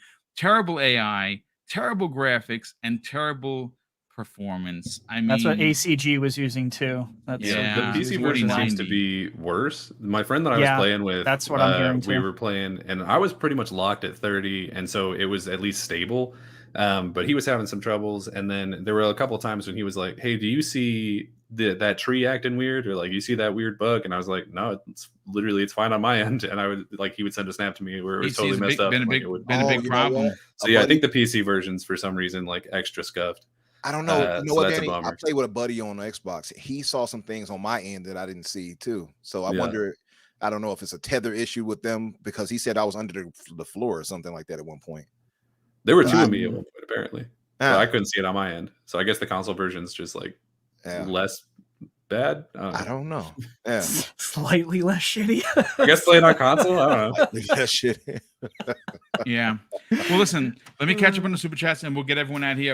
A big shout out. We had almost 600 people here today, which is awesome. I can't thank you enough for tuning in. For coming. The Black Harry Potter drops a very generous additional $2 super chat and says, "Mr. Boom, has Ghostwire taken the throne over Hogwarts?" No. Hogwarts still game of the year. I got to get to finish it. Too many games came out. I'm literally at the end. I got to finish that game, but Ghostwire and Hi-Fi are going to be in my top 10. No doubt about it. Tango Gameworks really grabbed me this year, and they're just they're a monster talented studio. We have Sem drops a £6 super chat and says, "I have trouble playing the game. It makes me dizzy. Does any of you have had that trouble? The game, it has potential for sure." You're not the only one. If you listen to Randall 419, turn down that blur. Kill motion blur and put it on low for input. Input lag, I think. Absolutely. Turn off the motion blur. That'll make you sick. Difference. Yeah, 100%. Ghostwire had a very similar issue. So yes, it did. Yes, it absolutely did. I turned off everything thanks to who the hell I saw that says turn off everything, and I turned everything off, and it was great.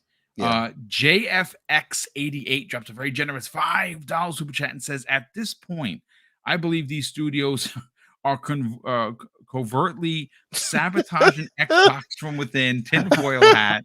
I even thought that at one point. I didn't say anything. That's great. I was like, I wonder, because that guy even came out saying we had a PlayStation version. I'm like, why did you mention that? Well, he actually might have doomed the ABK deal. I would fire that guy. That guy has he had no reason to mention that. He just came out. No, he should be fired. We talked about that today. Me and Everborn talked about that today. That guy spoke out of line, and he should have been fired. He really did speak out of line. Yeah, he should. I don't know if I would have fired him, but he would have got something like. I would have. I put it to this way: if you're going to come out of your for face, a $70 billion deal, I think you have to be fired. No one asked you to tell the world about a PlayStation 5 version.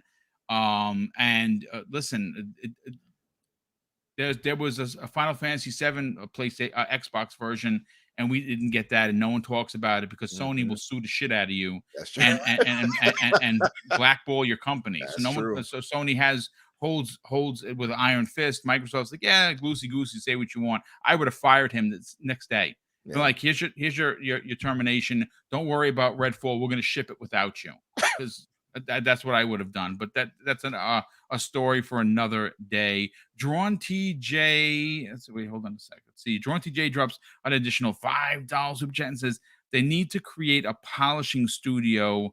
Am I right or wrong? No, they absolutely do. They need a studio dedicated. What Sony does this, and it's a confirmed fact. They have a studio that does polish after the game is finished. They look it over. They give it that movie quality. They do that, and all of the games have that Sony Pictures-esque quality. Yeah. Microsoft should consider doing that as well. They should absolutely need to do that. And by the way, a lot of people will run to, well, what about The Last of Us? What about the PC ports and stuff? Yeah, but okay, we're not, none of us are playing those games on PC. We're talking about the games that came on console, and they released just fine, most of them. And again, it's the releases of those. They have a few that hit that snag, right? But the grand majority do not have that problem. That's what we're talking about. So it doesn't even make sense for people to point out, well, this one had that. Well, yeah, they all have had some issues, but is it as consistently an issue compared to what Xbox has given us? No, that's the problem. Yeah, no, fantastic point. Dreadful Sean, who's been a channel member for 2 months, drops an additional $5 super chat and says the state of gaming is on Hines.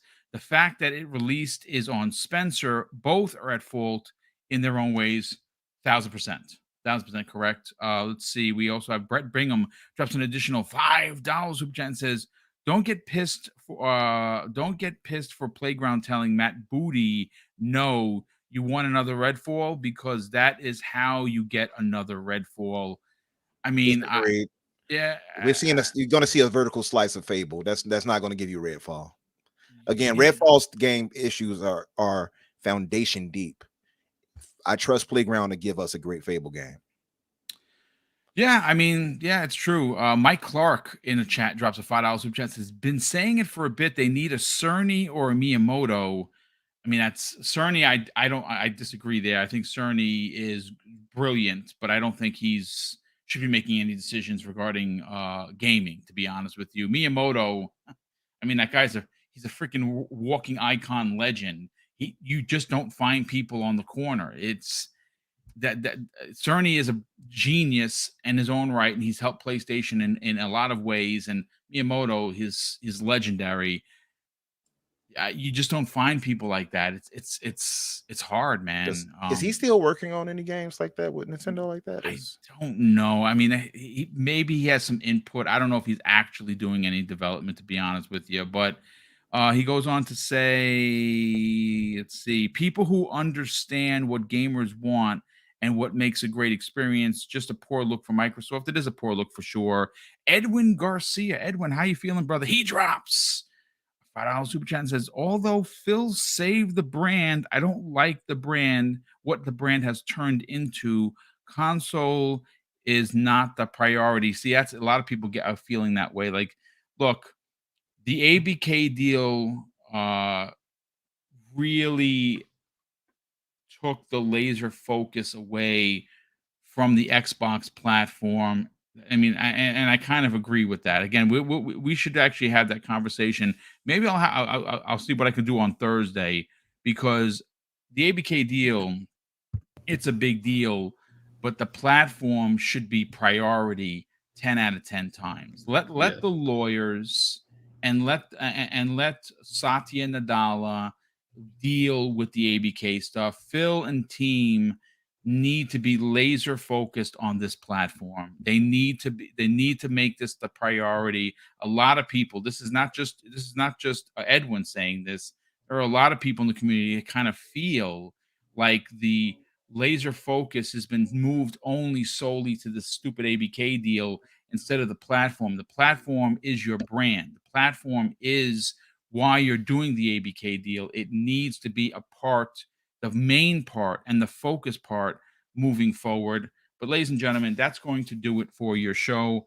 For Retri, Infinite Umbra, and Daniel McGee, we can't thank you enough for being here. Let's get to the outros. Retri, sell your brand, brother. Tell everyone about Game Pass _daily, an amazing channel on YouTube. You do a lot of content on the socials, but you also are part of the Gaming Council podcast on Sundays with Web Dave. Talk about it, brother. Yeah, you guys can follow me, Game Pass _daily on Twitter and Game Pass Daily on YouTube. And yeah, we got Randall Thor this Sunday, actually, if you guys want to watch a show. So we're super excited to have him. That'll be a good one. Yeah, we just had Doom Cutie. She killed it. Obviously, Umbra, you know her. Post Up. It was and Post Up. Absolutely. We love Post Up. We had a great show. So yeah, guys, stop by Sundays at 7 p.m.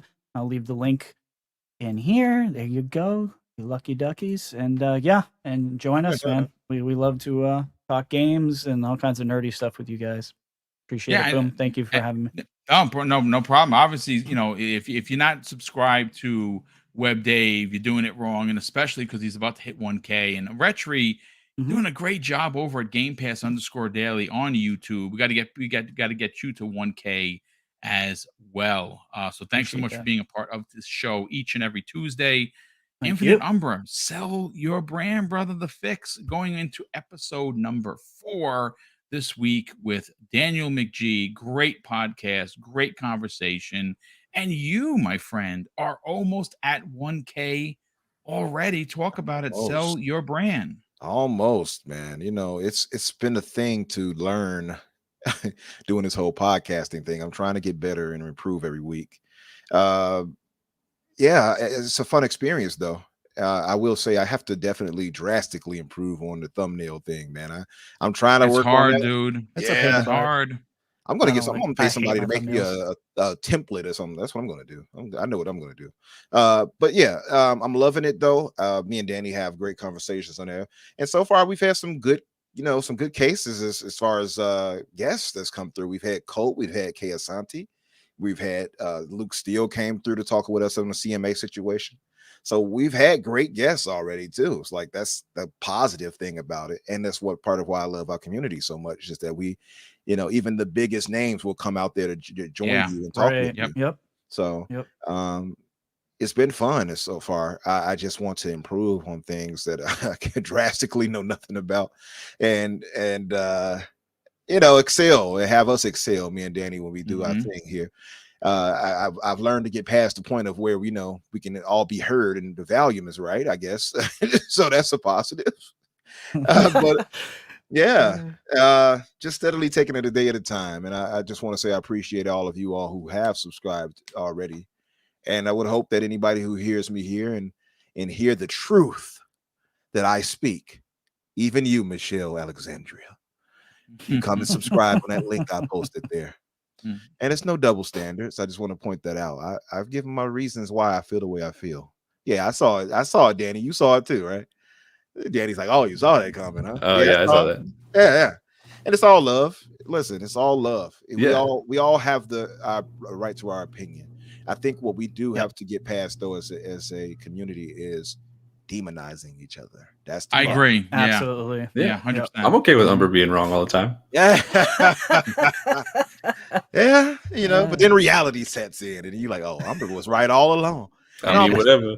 No, but the thing is, it's like it's fine for us to have differences of opinion, everybody. I just want us to get past that because we have a great community and I see it being put at risk when I see tons of demonizing every other day on Twitter. Yeah. And even in the chats I go to, because I visit everybody, I support almost everybody when it comes to this podcasting thing. I like hearing everybody's thoughts, and I just love hearing and talking about gaming. So I see it, and it's like, oh, I'm not supporting this person anymore. How dare they say something I don't agree with? Yeah, we got to get out of that. It's okay to disagree, folks. It is okay to disagree. It is okay, and it's okay to have difference of opinions as long as you don't. If your bad opinion is like, actually, I don't think women should have the right to vote. I'm not talking. That's right. On my podcast. That's different. Well, I mean, that's taking it to a level of ridiculous. I just want to let people know there is a line. Yes, Danny's right. Danny's right. Yeah. There is. He is correct. Sure. He is correct. Danny, sell your brand, brother, because obviously not only are you a part of the Fix with Infinite Umbra every Thursday, but you also have your own YouTube channel where not you have amazing short form content, but your long form content is something I really subscribe to, especially when you start talking comic books and you start rewriting, DC EUs and things of that nature. Talk about it, man. Sell it. Thank you. Yeah, so of course, yes, I'm on the fix. It's going to be Thursday at 7 p.m. Like Umber said, should be a good show. Who knows what we'll be talking about? Potentially still Redfall, unless something happens. Who knows? We'll see. Guardians of the Galaxy 3 getting some really good reviews. Yeah, but I don't think me and Umber are going to have time to watch that before the show, unfortunately, because it launches that night. Yeah. So maybe the week after. Yeah. But I'm definitely gonna. I've already got tickets for after the show. This is a different conversation, but I've already got tickets. Anyway, yes. So you can find me on Twitter at Daniel J McG or at my personal YouTube channel at just Daniel McG. Just put up a review for Shazam 2, which is relevant to the superhero movie conversation. Spoilers, didn't care for it. I'm currently working on how to save Halo, and more spoilers. The other 3 people in this podcast are going to disagree with what I have to say about that in that video, so it'll be a lot of fun. Come by, leave your hate comment. Good engagement. I'll be there. I hear Danny be wrong about Halo. There we go. Well, y'all know why Chicago's called the Windy City is because Umber's full of hot air. So, oh my goodness! Snap. Get more of this Thursday on the fix. On the fix. Well, listen, it was great to talk everything. That we had a great conversation. The panel was great. The chat was great. A lot of big comments, folks. Listen, because you agree or you disagree, you're not wrong. Again, it's how you present yourself. Don't bully. Don't demonize. As Umbra said, we can disagree. We can have opinions. And I can't thank you enough for the unbelievable amount of super chats that came in today. They continue to really. It's again, we don't do this for money, folks. We do this for the love of the industry. We do it for the love of the community. And the super chats help more than you could possibly understand, because obviously we're not sponsored by anyone. PlayStation, Microsoft, and Nintendo, no one gives us anything. So when we do our big giveaways, that's coming directly out of our bank account. So that's what we use a lot of the super chats for. And the channel memberships help on a monthly basis for equipment that fails. I thought my mic was going. Turns out it's okay. I just had to reset everything. But when these things happen, we have to buy the equipment, and these things help. So a big thank you once again for supporting the channel. And of course, I'm going to close out the show, folks, with something that's important to me. Hopefully one day be important to you. And that's something that my dad taught us when we were kids. And he would say, Craig, treat others how you want to be treated. And also, it doesn't cost anything to be nice. You live by those rules, son. I can guarantee you're going to have an awesome day. So take care, everyone. And we'll see you next week on the newest episode of the Xbox Factor Podcast.